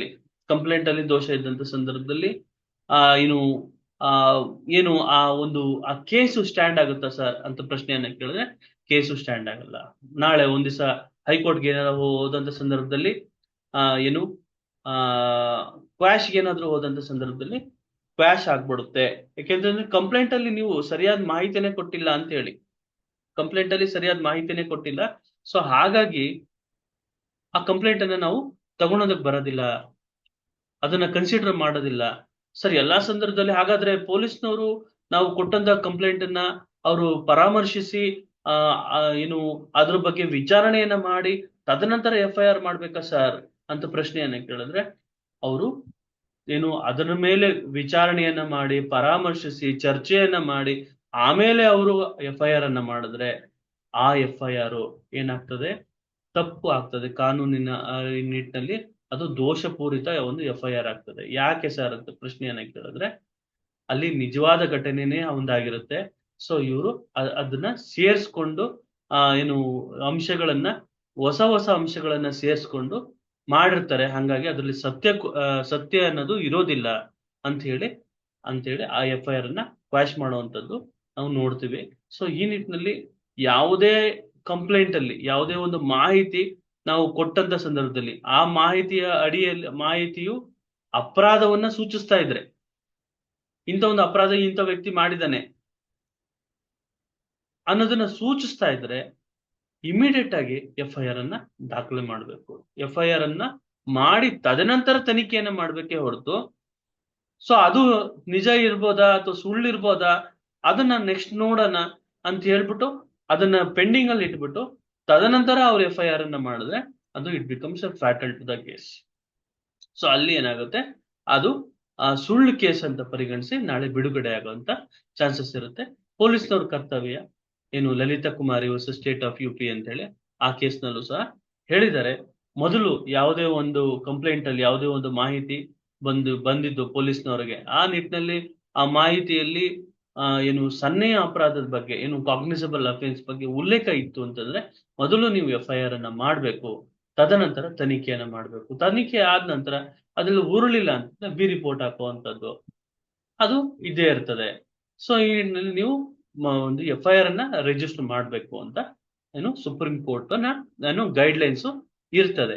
ಸೊ ಈ ನಿಟ್ಟಿನಲ್ಲಿ ಪ್ರಾರಂಭದ ಹಂತದಲ್ಲಿ ನಾವು ಏನು FIR ಕಂಪ್ಲೇಂಟ್ ನಲ್ಲಿ ಕಾಗ್ನೈಸಬಲ್ ಕಂಟೆಂಟ್ಸ್ ಇರೋದನ್ನ ಅರ್ಥ ಮಾಡ್ಕೋಬೇಕಾಗತ್ತೆ. ನೋಡಿ ಇಲ್ಲಿ ನಾನು ಹೇಳ್ತಾ ಇದ್ದೆ, ಕಂಪ್ಲೇಂಟ್ ಕೊಡುವಂತ ಸಂದರ್ಭದಲ್ಲಿ ಎಷ್ಟೋ ಕಂಪ್ಲೇಂಟ್ಗಳಲ್ಲಿ ನನ್ನ ಮನೆಯಲ್ಲಿ ಒಡವೆಗಳು ಕಳೆದೋಗಿದೆ ಅಂತ ಹೇಳಿರ್ತಾರೆ, ಅಥವಾ ಆ ಒಡವೆಗಳು ಕಳೆದೋಗಿದೆ ಅಂತ ಹೇಳ್ತಾರೆ, ಇಷ್ಟು ಬಂಗಾರದ್ದು ಇಷ್ಟು ಗ್ರಾಮೀಣ ಒಡವೆ ಕಳೆದೋಗಿದೆ ಅಂತ ಹೇಳ್ತಾರೆ. ಬಟ್ ಆದ್ರೆ ಯಾವ ಒಡವೆಗಳು ಅಂತ ಪರ್ಟಿಕ್ಯುಲರ್ ಆಗಿ ಉಲ್ಲೇಖ ಇರೋದಿಲ್ಲ. ಅಂತ ಸಂದರ್ಭದಲ್ಲಿ ಯಾವ ಒಡವೆಗಳು ಕಳೆದೋಯ್ತು ಅಂತ ಅದನ್ನ ಸರಿಯಾಗಿ ಉಲ್ಲೇಖ ಆಗದಲ್ಲಿರೋದ್ರಿಂದ ಏನಾಗುತ್ತೆ, ಆ ಕಂಪ್ಲೇಂಟ್ಗೆ ವ್ಯಾಲ್ಯೂ ಇರೋದಿಲ್ಲ. ಅದನ್ನ ಕ್ಲಿಯರ್ ಆಗಿ ಅದನ್ನ ಹೇಳ್ಬೇಕಾಗತ್ತೆ. ನಾವು CPCಯಲ್ಲಿ ಪ್ಲೈಂಟ್ ಅಂತ ನಾವು ನೋಡ್ತೀವಿ ನೋಡಿ, ಪ್ಲೈಂಟ್ ಅಂತ ಕರಿತೀವಿ. ಆ ಪ್ಲೈಂಟ್ ಅಲ್ಲಿ ಅಂಶಗಳನ್ನು ಇರುತ್ತೆ, ಪರ್ಟಿಕ್ಯುಲರ್ಸ್ ಆಫ್ ದಿ ಪ್ಲೈಂಟ್ ಅಂತ ಅದರಲ್ಲಿ ಇದೆ. ಆ ಪರ್ಟಿಕ್ಯುಲರ್ಸ್ ಆಫ್ ದಿ ಪ್ಲೈಂಟ್ ಅಲ್ಲಿ ನಾವು ಯೂಶುವಲ್ ಆಗಿ ಏನೆಲ್ಲ ನೋಡ್ತೀವಿ ಸರ್ ಅಂತ ಪ್ರಶ್ನೆಯನ್ನ ಕೇಳಿದ್ರೆ, ನೋಡಿ ಅದರಲ್ಲಿ ಪ್ರತಿಯೊಂದು ಡೀಟೇಲ್ಸ್ ನೀವು ಫ್ಯಾಕ್ಟ್ಸ್ ಉಲ್ಲೇಖ ಮಾಡಬೇಕು ಅಂತ ಇದೆ. ನಾನು ಅದನ್ನ ತಮಗೆ ಶೇರ್ ಮಾಡ್ತೀನಿ ನೋಡಿ. ಅದೇ ಅಂಶಗಳನ್ನ ಮನಗಂಡು ನಾವು ಕ್ರಿಮಿನಲ್ ಕೇಸ್ ನಲ್ಲಿ ಕೊಡುವಂತ ಕಂಪ್ಲೇಂಟ್ ಅಲ್ಲಿ ಆ ಅಂಶಗಳನ್ನ ನಾವು ಮಾಡ್ಬೋದಾ ಸರ್ ಅಂತ ಪ್ರಶ್ನೆಯನ್ನ ಕೇಳಿದ್ರೆ, ಹೌದು ಮಾಡ್ಬೋದು ಅಂತ ಹೇಳಿ. ನೋಡಿ ನಾನು ಪ್ಲೈಂಟ್ ತೆಗಿತೀನಿ. ಪ್ಲೈಂಟ್ ಅಲ್ಲಿ ಕೆಲವೊಂದು ಇದ್ದಾಗ ಅದು ಪ್ಲೈಂಟ್ ಆಗುತ್ತೆ ಅಂತ ನೋಡಿ. ಪ್ಲೈಂಟ್ಗೂ ಕಂಪ್ಲೇಂಟ್ಗೂ ಒಂದೇ ವ್ಯತ್ಯಾಸ ಏನು ಸರ್ ಅಂತಂದ್ರೆ, COM ಕಂಪ್ಲೇಂಟ್ಗೂ plaint is a document, complaint is also a document. ನೋಡಿ complaint is also a document ಅಂತ ಶೇರ್ ಮಾಡ್ತೀನಿ, ಒಂದು ಇದರಿಂದ ವೆಬ್ಸೈಟ್ ಅಲ್ಲಿ ತೆಗೆದಿರುವಂತದ್ದು. ಸೊ ಅದರಲ್ಲಿ ಏನಿದೆ, ಪ್ಲೈಂಟ್ ಬಗ್ಗೆ ಏನು ಉಲ್ಲೇಖ ಕೊಡಬೇಕು, ಪ್ಲೈಂಟ್ ಅಲ್ಲಿ ಏನೆಲ್ಲ ಪರ್ಟಿಕ್ಯುಲರ್ಸ್ ಇರಬೇಕು ಅಂತ ನಾವು ನೋಡೋಣ. ಅದೇ ಪ್ಲೈಂಟ್ ಅಲ್ಲಿ ನಾವು ಸ್ವಲ್ಪ ಮಾಡಿಫಿಕೇಶನ್ ಮಾಡ್ಕೊಂಡ್ರೆ ನಮ್ಗೆ ಕಂಪ್ಲೇಂಟ್ ಅಲ್ಲಿ ಏನಿರ್ಬೇಕು ಅನ್ನೋದು ನಮ್ಗೆ ಗೊತ್ತಾಗುತ್ತೆ. ಸೊ ತಮ್ಗೆ ಕಾಣಿಸ್ತಾ ಇದೆ ಅಂತ ಐ ಹೋಪ್ ಇದು ತಮ್ಗೆ ಕಾಣಿಸ್ತಾ ಇದೆ ಅಂತ ನಾನು ಭಾವಿಸ್ತೇನೆ.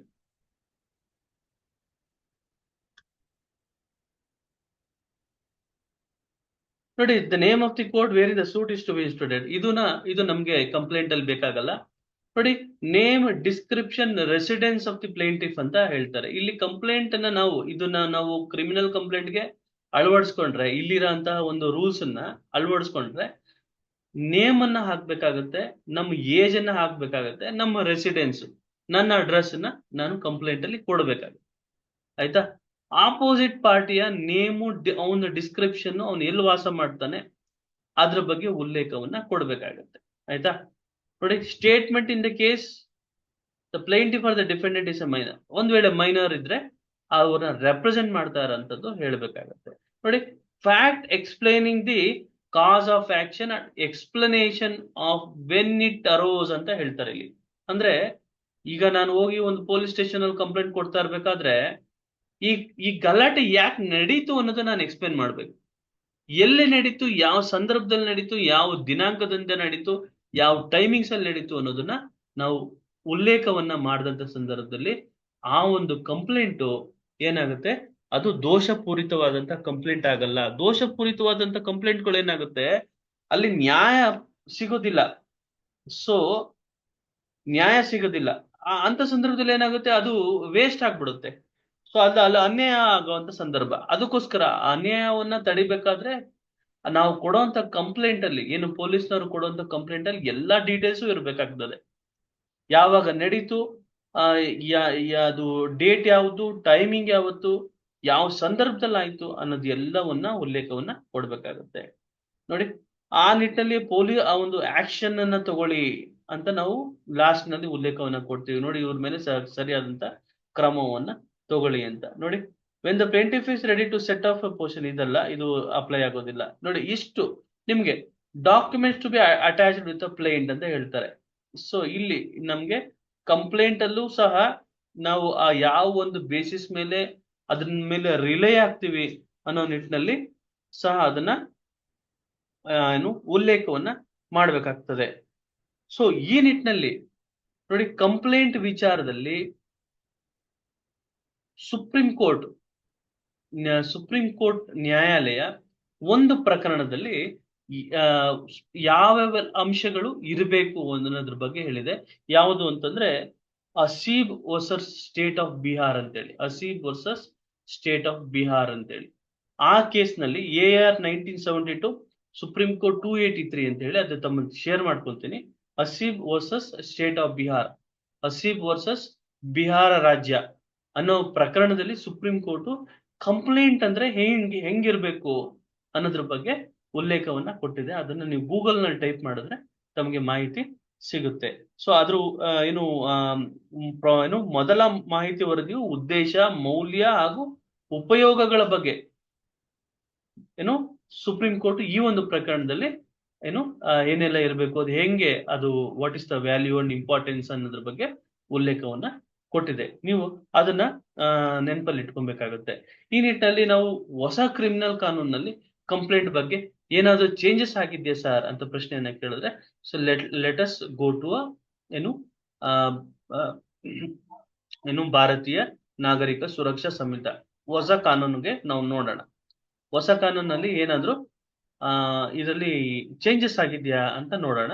ಕಂಪ್ಲೇಂಟ್ ಅಲ್ಲಿ ಯಾಕೆಂತಂದ್ರೆ ಕಂಪ್ಲೀಟ್ ನಾವು ಕ್ರಿಮಿನಲ್ ಕಾನೂನನ್ನ ಏನು ಸೆಕ್ಷನ್ ವೈಸ್ ಓದ್ಕೊಂಡು ಹೋಗ್ಲಿಕ್ಕೆ ಆಗಲ್ಲ. ಕಾನ್ಸೆಪ್ಟ್ ವೈಸ್ ಓದ್ಕೊಬೇಕಾಗ್ತದೆ, ಕಾನ್ಸೆಪ್ಟ್ ವೈಸ್ ತಿಳ್ಕೊಬೇಕಾಗ್ತದೆ. ಆ ಕಾನ್ಸೆಪ್ಟ್ ವೈಸ್ ತಿಳ್ಕೊಂತ ನಾವು ಹೊಸ ಕಾನೂನಿನ ಜೊತೆ ಕಂಪ್ಯಾರಿಸನ್ ಮಾಡ್ಕೊಬೇಕಾಗತ್ತೆ. ಆ ರೀತಿಯಾಗಿ ಓದ್ಕೊಳ್ಳುವಂಥದ್ದು ಸುಲಭದ ಒಂದು ವಿಧಾನ. ಸೆಕ್ಷನ್ ವೈಸ್ ನಾನು ಓದ್ತೀನಿ ಅಂತಂದ್ರೆ ಅದು ತುಂಬಾ ಒಂದು ಕಠಿಣವಾದಂತ ಒಂದು ಏನಾಗುತ್ತೆ ಕೆಲಸ ಆಗ್ತದೆ. ಅದು ಅಷ್ಟು ಈಸಿಯಾಗಿ ನಮ್ಗೆ ಅರ್ಥನೂ ಆಗಲ್ಲ. ಸೊ ಹಂಗಾಗಿ ಏನು ಈ ರೀತಿಯಾಗಿ ಓದೋದು ಸುಲಭದ ಮೆಥಡ್ ಅಂತ ನಾನು ಭಾವಿಸ್ತೀನಿ.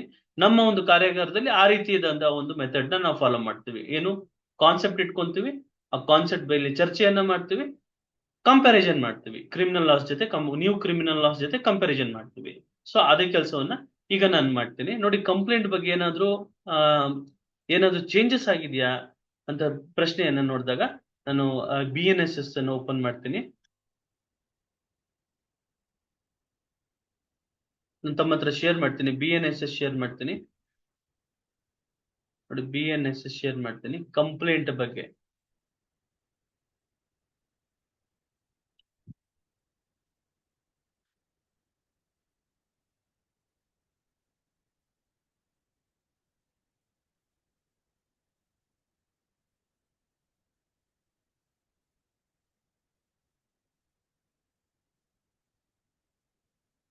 ನೋಡಿ, BNSS ತಮ್ಗೆ ಕಾಣಿಸ್ತಾ ಇದೆಯಾ?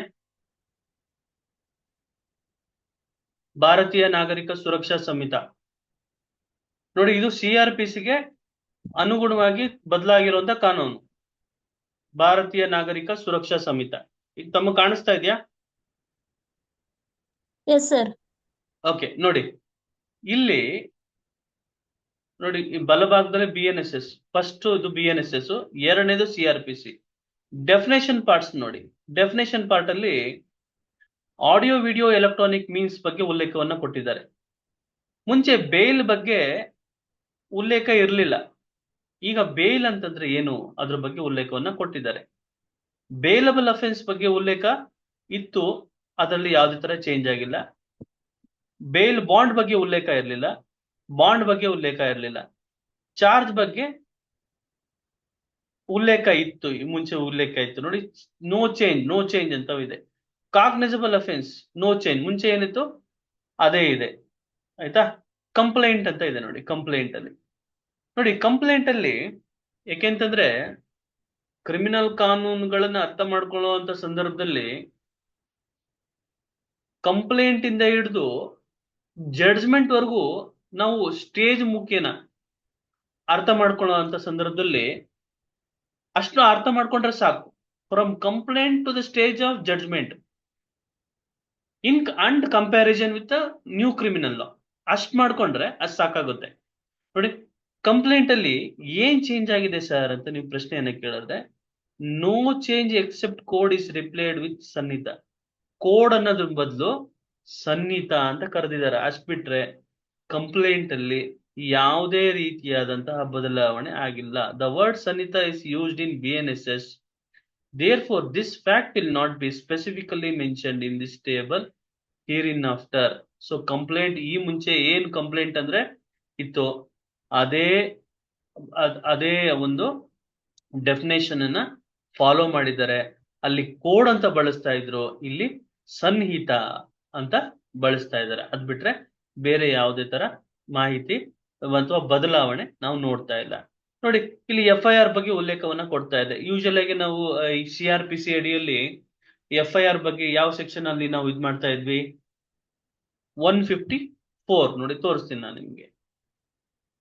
CRPC ಅಲ್ಲಿ 154 FIR ಬಗ್ಗೆ ನಾವು ನೋಡ್ತಾ ಇದ್ವಿ. ಇಲ್ಲಿ ಏನು ನಾವು ನೋಡ್ತೀವಿ 154 ಜಾಗದಲ್ಲಿ ಯಾವ ಸೆಕ್ಷನ್ ಕೂತ್ಕೊಂಡಿದೆ ಅಂತಂದ್ರೆ ನೋಡಿ 173 ಕೂತ್ಕೊಂಡಿದೆ.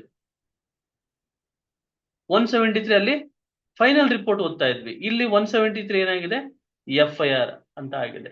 ಸೊ ಇದು ಮೊದಲನೇದು, ಇನ್ಫಾರ್ಮೇಶನ್ ಇನ್ ಕಾಗ್ನಿಸಬಲ್ ಕೇಸಸ್. BNSS ಅಲ್ಲಿ ಸೆಕ್ಷನ್ 154 FIR ಅನ್ನೋ ಸೆಕ್ಷನ್ 173 ಆಗಿದೆ. ಸರ್ ಇಲ್ಲಿ ಏನಾದ್ರೂ ಬದಲಾಗಿದೆಯಾ ಸರ್ ಅಂತ ನೋಡಿದ್ರೆ ಇಲ್ಲಿ ಸಾಕಷ್ಟು ಬದಲಾವಣೆ ಆಗಿದೆ.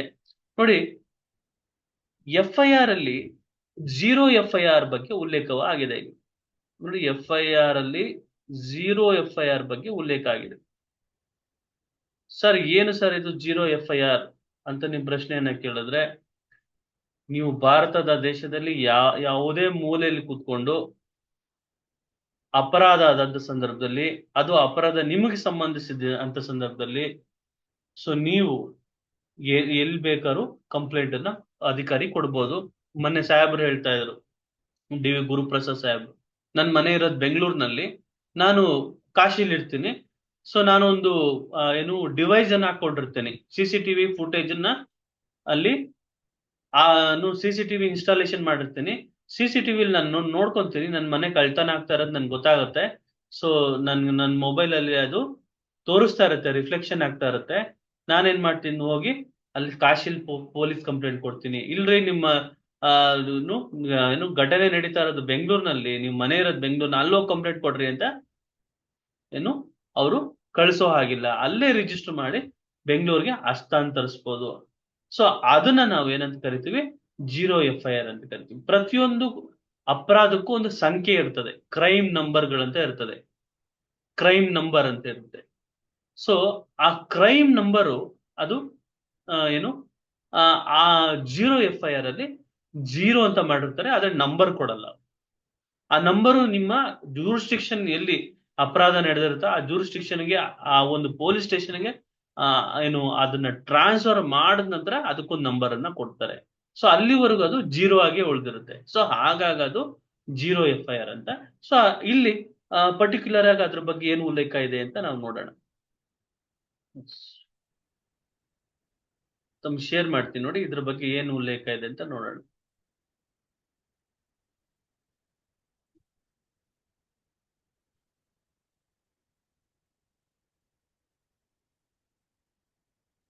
ನೋಡಿ, by adding the word irrespective of the area where the offense is committed, the scope is expanded to lodge an FIR. This corresponds to the concept of 0 FIR by adding the word by electronic communication. Thereby it is made contemporary. Class 2 is added in subsection. This is known as EFIR. Subsection 3 is newly added regarding preliminary inquiry to ascertain whether there exists a prima facie case and proceed for investigation on the prima facie case for the cognizable offense, which are made punishable for 3 years or more but less than 7 years. ನೋಡಿ, in subsection 4, the word failing which such aggrieved person may make an application to the magistrate are added. The words failing which such aggrieved person may make an application to the magistrate are added ಅಂತ ಹೇಳ್ತಾರೆ. ಇಲ್ಲಿ ನಮ್ಗೆ 0 FIR, EFIR, preliminary inquiry on the basis of prima facie case and aggrieved person make an application to the magistrate ಅಂತ ಹೇಳ್ತಾರೆ. So ಇದು ಹೊಸ concept. Sir ಇಲ್ಲಿ 0 FIR ಬಗ್ಗೆ ಗೊತ್ತಾಯ್ತು. ಯಾವುದೇ ಒಂದು ಪ್ರಕರಣದಲ್ಲಿ ಸನ್ನೆಯ ಅಪರಾಧ ಇದ್ದು ಅದರಲ್ಲಿ ಸಂಶಯ ಇದ್ದು ಅದನ್ನ ಏನು 3 ವರ್ಷದ ಮೇಲ್ಗಡೆ 7 ವರ್ಷದ ಒಳಗಡೆ ಇದ್ದಂತ ಸಂದರ್ಭದಲ್ಲಿ ಅನಾನಿಮಸ್ ಕಂಪ್ಲೇಂಟ್ ಅಂತ ಹೇಳ್ತೀವಿ ನಾವು. ಈ ಮೂಗರ್ಜಿ ಆಗ್ತಾರೆ ಅಂತ ಕೇಳ್ತೀವಿ. ಎಲ್ಲಾ ಮೂಗರ್ಜಿಯ ಅರ್ಜಿಯಲ್ಲಿ ಆ ಆಕ್ಷನ್ ತಗೋಬೇಕಾ ಸರ್ ಅಂತ ಪ್ರಶ್ನೆಯನ್ನ ಕೇಳಿದ್ರೆ, ನೋಡಿ ಅದು ಸಂದರ್ಭ ಮತ್ತು ಆ ಒಂದು ಅಂಶಗಳ ಆಧಾರದ ಮೇಲೆ ಏನು ಇರುತ್ತೆ. ಅದರಲ್ಲಿ ಪ್ರಿಲಿಮಿನರಿ ಏನು ಪ್ರಿಲಿಮಿನರಿ ಒಂದು ಇನ್ವೆಸ್ಟಿಗೇಷನ್ ಮಾಡುವಂತ ಸಂದರ್ಭದಲ್ಲಿ ಮಾಡಬಹುದು. ತದನಂತರ ಯಾವುದೇ ಆಕ್ಷನ್ ಅನ್ನ ತಗೊಬಾರದು ಅಂತ ಹೇಳಿ ಇರ್ತದೆ. ಸೊ ಇನ್ನು ಪ್ರಿಲಿಮಿನರಿ ಎಂಕ್ವೈರಿಯನ್ನ ಮಾಡಬಹುದು, ಆದ್ರೆ ಆಕ್ಷನ್ ತಗೊಳಕ್ಕಾಗಲ್ಲ ಮೂಗರ್ಜಿಗಳಲ್ಲಿ. ಸೊ ಆ ಸಂದರ್ಭದಲ್ಲಿ FIR ಅನ್ನ ಮಾಡಬಹುದಾ ಅಂತಂದ್ರೆ ಅದು ಸುಪ್ರೀಂ ಕೋರ್ಟ್ ಕೆಲವೊಂದು ಏನು ಡಿಪೆಂಡ್ಸ್ ಅಪಾನ್ ಕೇಸಸ್ ಮಾಡಬಹುದು ಅಂತ ಹೇಳುತ್ತೆ ಈ ಕರಪ್ಷನ್ ಕೇಸ್ಗಳಲ್ಲಿ. ಸೊ ಅಂತ ಸಂದರ್ಭದಲ್ಲಿ FIR ಅನ್ನ ನೀವು ದಾಖಲೆಯನ್ನ ಮಾಡಿ ಆಮೇಲೆ ಇನ್ವೆಸ್ಟಿಗೇಷನ್ ಮಾಡಿ ಅಂತ ಕೆಲವೊಂದು ಪ್ರಕರಣಗಳೇ ಹೇಳಿದೆ. ಪ್ರೈಮ್ ಫೇಸ್ ಕೇಸ್ ಅಂತ ನಾವು ಕರಿತೀವಿ. ಸೊ ಈ ಒಂದು FIR ಅಂತ ಮಾಡಿದ್ದಾರೆ. ಸೊ ಏನು ಈಗ ಸದ್ಯದ ಪರಿಸ್ಥಿತಿಯಲ್ಲಿ ಥೆಫ್ಟ್ ಕೇಸಸ್ ಏನು ಕಳ್ಳತನ ಪ್ರಕರಣಗಳಲ್ಲಿ ಮಾತ್ರ ಆ FIR ಅನ್ನೋ ಒಂದು ವ್ಯವಸ್ಥೆ ಇದೆ. ಮುಂದಿನ ದಿನಗಳಲ್ಲಿ ಆನ್ಲೈನ್ ಅಲ್ಲೇನೆ FIR ಅನ್ನ ರಿಜಿಸ್ಟರ್ ಮಾಡುವಂತ ವ್ಯವಸ್ಥೆ ಬರುತ್ತೆ. ಸೊ ಈಗ ಥೆಫ್ಟ್ ಆದಂತ ಸಂದರ್ಭದಲ್ಲಿ ಕಳ್ಳತನದ ಕೇಸ್ಗಳು, ಸ್ಟೋಲನ್ ಪ್ರಾಪರ್ಟಿ ವಿಚಾರದಲ್ಲಿ FIR ಬಗ್ಗೆ ನಾವು ಪೊಲೀಸ್ ವೆಬ್ಸೈಟ್ಸ್ ಗಳಲ್ಲಿ ನೋಡಬಹುದು. FIRs ಬಗ್ಗೆ ನಾವು ನೋಡಬಹುದು. ಅದು ಒಂದು ಹೊಸ ಬದಲಾವಣೆ ಈ ಒಂದು ಹೊಸ ಕಾನೂನಲ್ಲಿ ತಂದಿದ್ದಾರೆ, ನ್ಯೂ ಕ್ರಿಮಿನಲ್ ಲಾಸ್ ಅಲ್ಲಿ, ಪರ್ಟಿಕ್ಯುಲರ್ ಆಗಿ BNSS ಅಲ್ಲಿ ಅದ್ರ ಬಗ್ಗೆ ಉಲ್ಲೇಖ ಇದೆ. ಸೊ ಇದು ನಾವು ನೋಡುವಂಥದ್ದು. ಇನ್ನೇನು ಅದರಲ್ಲಿ ನಾವು ನೋಡ್ತೀವಿ ಅಂತಂತಂದ್ರೆ, ನೋಡಿ ಇನ್ನೇನು ಅಂಶವನ್ನ ನಾವು ನೋಡ್ತೀವಿ. ಏನು agreed person may make an application to magistrate ಅಂತ ಇದೆ. ನೋಡಿ ಇಲ್ಲಿ what is this agreed person ಅಂತಂದ್ರೆ, ಕೆಲವು ಸಲ ಪೊಲೀಸ್ ಏನು ನಾನು ನೋಡ್ರಿ ಇದರಲ್ಲಿ ಕಾಗ್ನೈಸಬಲ್ ಅಫೆನ್ಸ್ ಇಂಗ್ರೀಡಿಯೆಂಟ್ಸ್ ಇಲ್ಲ, ನಾವು ಹಂಗಾಗಿ FIR ನ ರಿಜಿಸ್ಟರ್ ಮಾಡಕ್ ಬರಲ್ರಿ ಅಂತಂದ ಸಂದರ್ಭದಲ್ಲಿ ನಿರಾಕರಿಸಿದಾಗ, ನಾವು ಕೊಡುವಂತ ಮಾಹಿತಿ ಆಧಾರದ ಮೇಲೆ FIR ನ ರಿಜಿಸ್ಟರ್ ಮಾಡದಲ್ಲೇ ನಿರಾಕರಿಸ್ತಾ ಇದ್ದಂತ ಸಂದರ್ಭದಲ್ಲಿ ಮ್ಯಾಜಿಸ್ಟ್ರೇಟ್ನವ್ರಿಗೆ ಹೋಗಿ ಡೈರೆಕ್ಟ್ ಗೆ ಕಂಪ್ಲೇಂಟ್ ಅನ್ನ ಕೊಡಬಹುದು. ಸೊ ಇದನ್ನ ನಾವು ಏನು ಪ್ರೈವೇಟ್ ಕಂಪ್ಲೇಂಟ್ ಅಂತ ನಾವು ಕರಿತೀವಿ. ಸೊ ಈ ನಿಟ್ಟಿನಲ್ಲಿ PCR ಬಗ್ಗೆ ನಾವು ಉಲ್ಲೇಖವನ್ನ ನೋಡ್ತೀವಿ. PCR ಬಗ್ಗೆ ಮತ್ತೊಂದು ಸೆಷನ್ ಅಲ್ಲಿ ನಾವು ಸಂಪೂರ್ಣವಾಗಿ ತಿಳ್ಕೊಳ್ಳೋಣ. ನೋಡಿ ಈ FIR ಎವಿಡೆನ್ಷಿಯರಿ ವ್ಯಾಲ್ಯೂ ಏನು ಸರ್ ಅಂತ ಪ್ರಶ್ನೆಯನ್ನ ಕೇಳಿದ್ರೆ, ಅಂದ್ರೆ ಇದು ಎಷ್ಟು ಮಟ್ಟದ್ದು FIR ಏನೇ ಫೈನಲ್ ಸರ್ ಅಂತ ಪ್ರಶ್ನೆ ಕೇಳಿದ್ರೆ, FIR is not the final. FIR is not a final. FIR is only a preliminary report. So FIR ಏನೇ ಒಂದು ಎನ್ಸೈಕ್ಲೋಪೀಡಿಯಾ ತರ ಕೆಲಸ ಮಾಡುತ್ತಾ ಸರ್, ಎಲ್ಲಾ ವಿಷಯನೂ ಅಲ್ಲಿ ತಗೊಂತಾ ಸಿಗುತ್ತಾ ಸರ್ ಅಂತ ಪ್ರಶ್ನೆ ಕೇಳಿದ್ರೆ, FIR is not an encyclopedia. ಅದು ಎಲ್ಲಾನು ಇನ್ಫಾರ್ಮೇಶನ್ ಒದಗಿಸಲ್ಲ. ಸೊ ಹಂಗಾಗಿ it is a substantive document. ನೋಡಿ ಇಲ್ಲಿ ನಾವು ಒಂದು ಪದವನ್ನ ನಾನು ತಮ್ಗೆ ಹೇಳಿದೆ, ಸಬ್ಸ್ಟ್ಯಾಂಟಿವ್ ಅಂತ ಹೇಳಿದೆ. ಸರ್ ಏನು ಸರ್ ಇದು ಸಬ್ಸ್ಟ್ಯಾಂಟಿವ್ ಅಂತ ಪ್ರಶ್ನೆಯನ್ನ ಕೇಳಿದ್ರೆ, ಸಬ್ಸ್ಟ್ಯಾಂಟಿವ್ ಮೀನ್ಸ್ ಇಂಪಾರ್ಟೆಂಟ್ ಅಂತ, which gives an explanation. Substantive means important, ಏನು ತುಂಬಾ ಪ್ರೈಮರಿ ಆಗಿರುವಂತದ್ದು, ತುಂಬಾ ಮುಖ್ಯವಾಗಿರುವಂತದ್ದು, ಇಂಪಾರ್ಟೆಂಟ್ ಅನ್ನ ನಾವು ಸಬ್ಸ್ಟ್ಯಾಂಟಿವ್ ಅಂತ. ಈ ಕ್ರಿಮಿನಲ್ ಕಾನೂನು ಇದೆಯಲ್ಲ, ಈ ಕ್ರಿಮಿನಲ್ ಕಾನೂನನ್ನ ನಾವು ವಿಂಗಡಣೆ ಮಾಡ್ತೀವಿ ನಾವು. ನೋಡಿ ಇಲ್ಲಿ ಕ್ರಿಮಿನಲ್ ಕಾನೂನಲ್ಲಿ ಶಿಕ್ಷೆಗಳ ಬಗ್ಗೆ ಹೇಳುವಂತದ್ದು ಇಂಡಿಯನ್ ಪೀನಲ್ ಕೋಡ್ ಈ ಮುಂಚೆ ಇದ್ದಿದ್ದು. ಈಗ ಇರುವಂತದ್ದು ಭಾರತೀಯ ನ್ಯಾಯ ಸಂಹಿತೆ. ಈ ಕ್ರಿಮಿನಲ್ ಈ ಶಿಕ್ಷೆಗಳನ್ನ ಜಾರಿ ತಗೊಂಡ್ಬರ್ತಿತ್ತು. ಈ ಶಿಕ್ಷೆಗಳೇನಿತ್ತು, ಇಂಥ ಒಂದು ಅಪರಾಧವನ್ನ ಮಾಡಿದ್ರೆ ನಿನ್ಗೆ ಇಂಥ ಶಿಕ್ಷೆ ಅಂತ ಹೇಳ್ತಿತ್ತಲ್ಲ IPC, ಅದನ್ನ ಜಾರಿ ತಗೊಂಡ್ಬರ್ತಾ ಇದ್ವಿ. ಯಾವ್ದು ಸರ್ ಅಂತಂದ್ರೆ ಅದು CRPC. ಅದನ್ನ ನಾವೇನಂತ ಕರಿತೀವಿ ಅಂದ್ರೆ ಪ್ರೊಸೀಜರಲ್ ಲಾ ಅಂತ ನಾವು ಕರಿತೀವಿ. ನೋಡಿ ಪ್ರೊಸೀಜರಲ್ ಲಾ, ಪ್ರೊಸೀಜರ್ ಅನ್ನು ಎಕ್ಸ್ಪ್ಲೇನ್ ಮಾಡುತ್ತದು, ಆಯ್ತಾ. ಪ್ರೊಸೀಜರಲ್ ಲಾ ಈ ಕಾನೂನು ಬಗ್ಗೆ ಉಲ್ಲೇಖವನ್ನ ಕೊಡುವಂತದ್ದು ಏನಾಗುತ್ತೆ, ಸಬ್ಸ್ಟ್ಯಾಂಟಿವ್ ಲಾ. ಸಬ್ಸ್ಟ್ಯಾಂಟಿವ್ ಲಾ ಅಂತ ನಾವು ಕರಿತೀವಿ. ಸೊ ಈ ನಿಟ್ಟಿನಲ್ಲಿ ಎರಡನ್ನೂ ಮಾಡುತ್ತೆ. ಈ ಕಡೆ ಸಬ್ಸ್ಟ್ಯಾಂಟಿವ್ ಲಾ ಬಗ್ಗೆನೂ ಹೇಳುತ್ತೆ, ಈ ಕಡೆ ಪ್ರೊಸೀಜರ್ ಅನ್ನು ಎಕ್ಸ್ಪ್ಲೇನ್ ಮಾಡುತ್ತೆ. ಅಂತದ್ದು ಯಾವ್ದಾದ್ರು ಇದೆ ಸರ್ ಅಂತಂದ್ರೆ ಸಾಕ್ಷ್ಯಾಧಿನಿಯಮ, ಭಾರತೀಯ ಸಾಕ್ಷ್ಯಾಧಿನಿಯಮ ಇದೆಲ್ಲ. It explains the procedure, it explains the substantive part. Hence it is considered to be an adjective law. So what is an adjective? ನಿಮ್ಗೆ ಇಂಗ್ಲಿಷ್ ಗ್ರಾಮರ್ ಅಲ್ಲಿ ನೋಡಿರ್ಬೋದು, ಕ್ವಿಕ್ಲಿ, ಬ್ಯೂಟಿಫುಲಿ ಅಂತೀವಲ್ಲ. ಸೊ ಅದು it will qualifies the noun, it will qualifies the verb. Fastly is going fastly, ಅದು noun ಅನ್ನ qualify ಮಾಡುತ್ತೆ, ಅದನ್ನು expand ಮಾಡುತ್ತೆ. ಅದು ಹೇಳುತ್ತೆ ಹೆಂಗೆ ತುಂಬಾ ಸುಂದರವಾಗಿ ಕಾಣ್ತಾ ಇದ್ದಾಳೆ. ಸೊ ಅದನ್ನ ಏನು ಎಕ್ಸ್ಪ್ಲೇನ್ ಮಾಡುವಂಥದ್ದು. ಸೊ ಹಾಗೆ ಪ್ರೊಸೀಜರ್ ಅನ್ನು ಎಕ್ಸ್ಪ್ಲೇನ್ ಮಾಡುತ್ತೆ, ಈ ಕಡೆ ಕಾನೂನು ಎಕ್ಸ್ಪ್ಲೇನ್ ಮಾಡುತ್ತೆ. ಅಂತ ಕಾನೂನ ನಾವು ಅಬ್ಜೆಕ್ಟಿವ್ ಲಾ ಅಂತ ನಾವು ಕರಿತೀವಿ. ಸೊ ಈ ನಿಟ್ಟಿನಲ್ಲಿ ಈ ಅಂಶಗಳನ್ನ ನಾವು ನೆನಪಲ್ಲಿ ಇಟ್ಕೊಬೇಕು. ನ್ಯಾಯಾಲಯಗಳು ಆ ಈಗ ಏನು ಈ ಮುಂಚೆ ಏನು ನ್ಯಾಯಾಲಯಗಳಿತ್ತು, ಮ್ಯಾಜಿಸ್ಟ್ರೇಟ್ ಕೋರ್ಟ್ ಇತ್ತು, ಸೆಷನ್ಸ್ ಕೋರ್ಟ್ ಇತ್ತು, ತದನಂತರ ಹೈಕೋರ್ಟ್ ಇತ್ತು. ಸೊ ಇಲ್ಲಿ ಮ್ಯಾಜಿಸ್ಟ್ರೇಟ್ ನಲ್ಲಿ ವಿಂಗಡಣೆ ಆಗ್ತದೆ. ಏನು judicial magistrate first class, judicial magistrate second class, chief ಏನು ಮೆಟ್ರೋಪಾಲಿಟನ್ ಸಿಟೀಸ್ ಗಳಲ್ಲಿ metropolitan magistrate, so chief metropolitan magistrate, judicial magistrate, so ತದನಂತರ ಎಕ್ಸಿಕ್ಯೂಟಿವ್ ಮ್ಯಾಜಿಸ್ಟ್ರೇಟ್ಸ್. ಸೊ ಅಲ್ಲಿ ಯಾವುದೇ ತರ ಬದಲಾವಣೆ ಆಗಿಲ್ಲ. ಇನ್ನು ಹೈರಾರ್ಕಿ ಆಫ್ ದಿ ಕೋರ್ಟ್ಸ್ ಅಂತ ಬಂದಾಗ ಏನು ಹೈರಾರ್ಕಿ ಆಫ್ ದಿ ಕೋರ್ಟ್ಸ್ ಏನಿತ್ತು ಅದೇ ಹೈರಾರ್ಕಿ ಮೇಂಟೈನ್ ಆಗಿದೆ ಹೊಸ ಕ್ರಿಮಿನಲ್ ಕಾನೂನುಗಳಲ್ಲೂ. ಮತ್ತೆ ಹಳೆ ಕಾನೂನಲ್ಲಿ ಏನು ಹೈರಾರ್ಕಿ ಇತ್ತು ಅದೇ ಹೈರಾರ್ಕಿ ಮೇಂಟೈನ್ ಆಗಿದೆ. ಅದು ಬಿಟ್ರೆ ಬೇರೆ ಯಾವುದೇ ರೀತಿಯಾದಂತ ಬದಲಾವಣೆ ಆಗಿಲ್ಲ. ಸೊ ಹಾಗಾಗಿ ಇವತ್ತಿನ ಒಂದು ದಿನದಲ್ಲಿ ನಾನು ತಮ್ಗೆ ಏನು ಅಡ್ವರ್ಸರಿ ಸಿಸ್ಟಮ್ ಅಂದ್ರೆ ಏನು, ಏನು ಇನ್ಕ್ವಿಸಿಟೋರಿಯಲ್ ಸಿಸ್ಟಮ್ ಅಂದ್ರೆ ಏನು, ನಮ್ಮ ಒಂದು ಕ್ರಿಮಿನಲ್ ಕಾನೂನಿನ ವ್ಯವಸ್ಥೆ ಯಾವ್ದನ್ನ ಅಡಾಪ್ಟ್ ಮಾಡ್ಕೊಂಡಿದೆ, ಕಂಪ್ಲೇಂಟ್ ಅಂತಂದ್ರೆ ಏನು, ಕಂಪ್ಲೇಂಟ್ ಅಲ್ಲಿ ದೋಷಪೂರಿತ ಕಂಪ್ಲೇಂಟ್ ಅಂದ್ರೆ ಏನು. ಸೊ ಎಲ್ಲಾ ಸಂದರ್ಭದಲ್ಲಿ ಎಲ್ಲಾರು ಕೊಡ್ಬೋದಾ ಸರ್ ಕಂಪ್ಲೇಂಟ್ ಅಂತಂದ್ರೆ ಯಾರು ಬೇಕಾದ್ರೂ ಕೊಡ್ಬೋದು. ಆ ವ್ಯಕ್ತಿ ಯಾವುದೇ ಒಂದು ಘಟನೆಯನ್ನ ನೋಡಿದ್ರೆ ಅಂತ ಸಂದರ್ಭದಲ್ಲಿ ಅವನ ಗಮನಕ್ಕೆ ಬಂದಿದ್ರೆ ಆ ವ್ಯಕ್ತಿ ಆ ಒಂದು ಬಾಧಿತ ವ್ಯಕ್ತಿಗೆ ಸಂಬಂಧ ಎಲ್ಲ ಇಲ್ದಿದ್ರು ಸಾಕು ಕೊಡುವಂಥದ್ದು.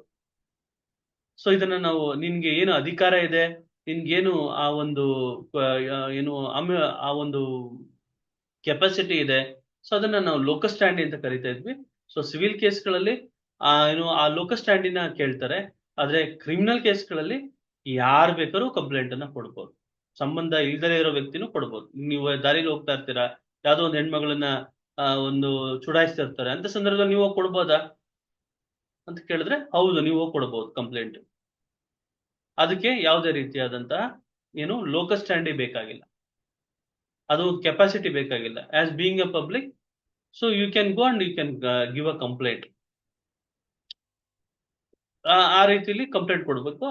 ಅದಕ್ಕೆ ಯಾವುದೇ ರೀತಿಯಾದಂತ ಒಂದು ಮಾನದಂಡ ಕ್ರಿಮಿನಲ್ ಕಾನೂನಲ್ಲಿ ಇಲ್ಲ.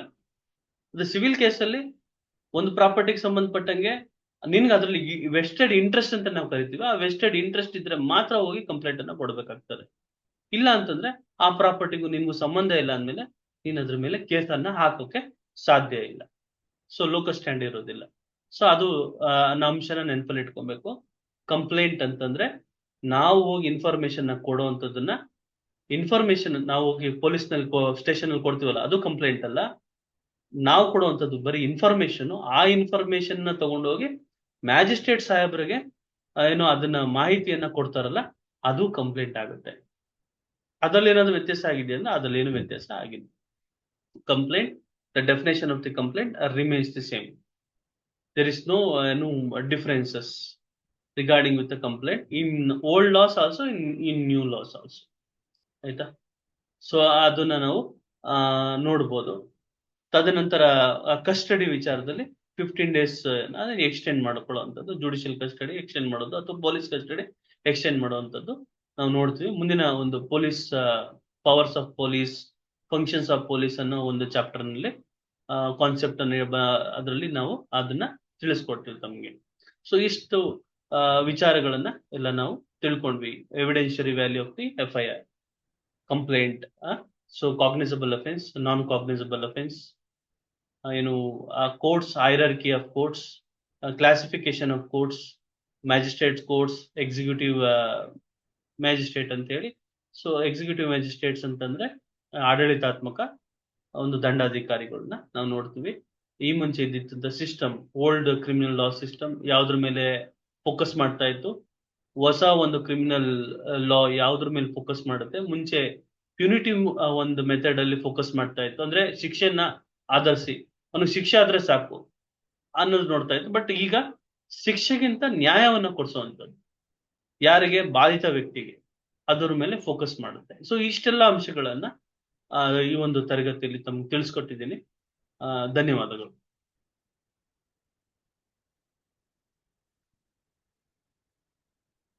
ಏನಾದ್ರೂ ಪ್ರಶ್ನೆಗಳಿದ್ರೆ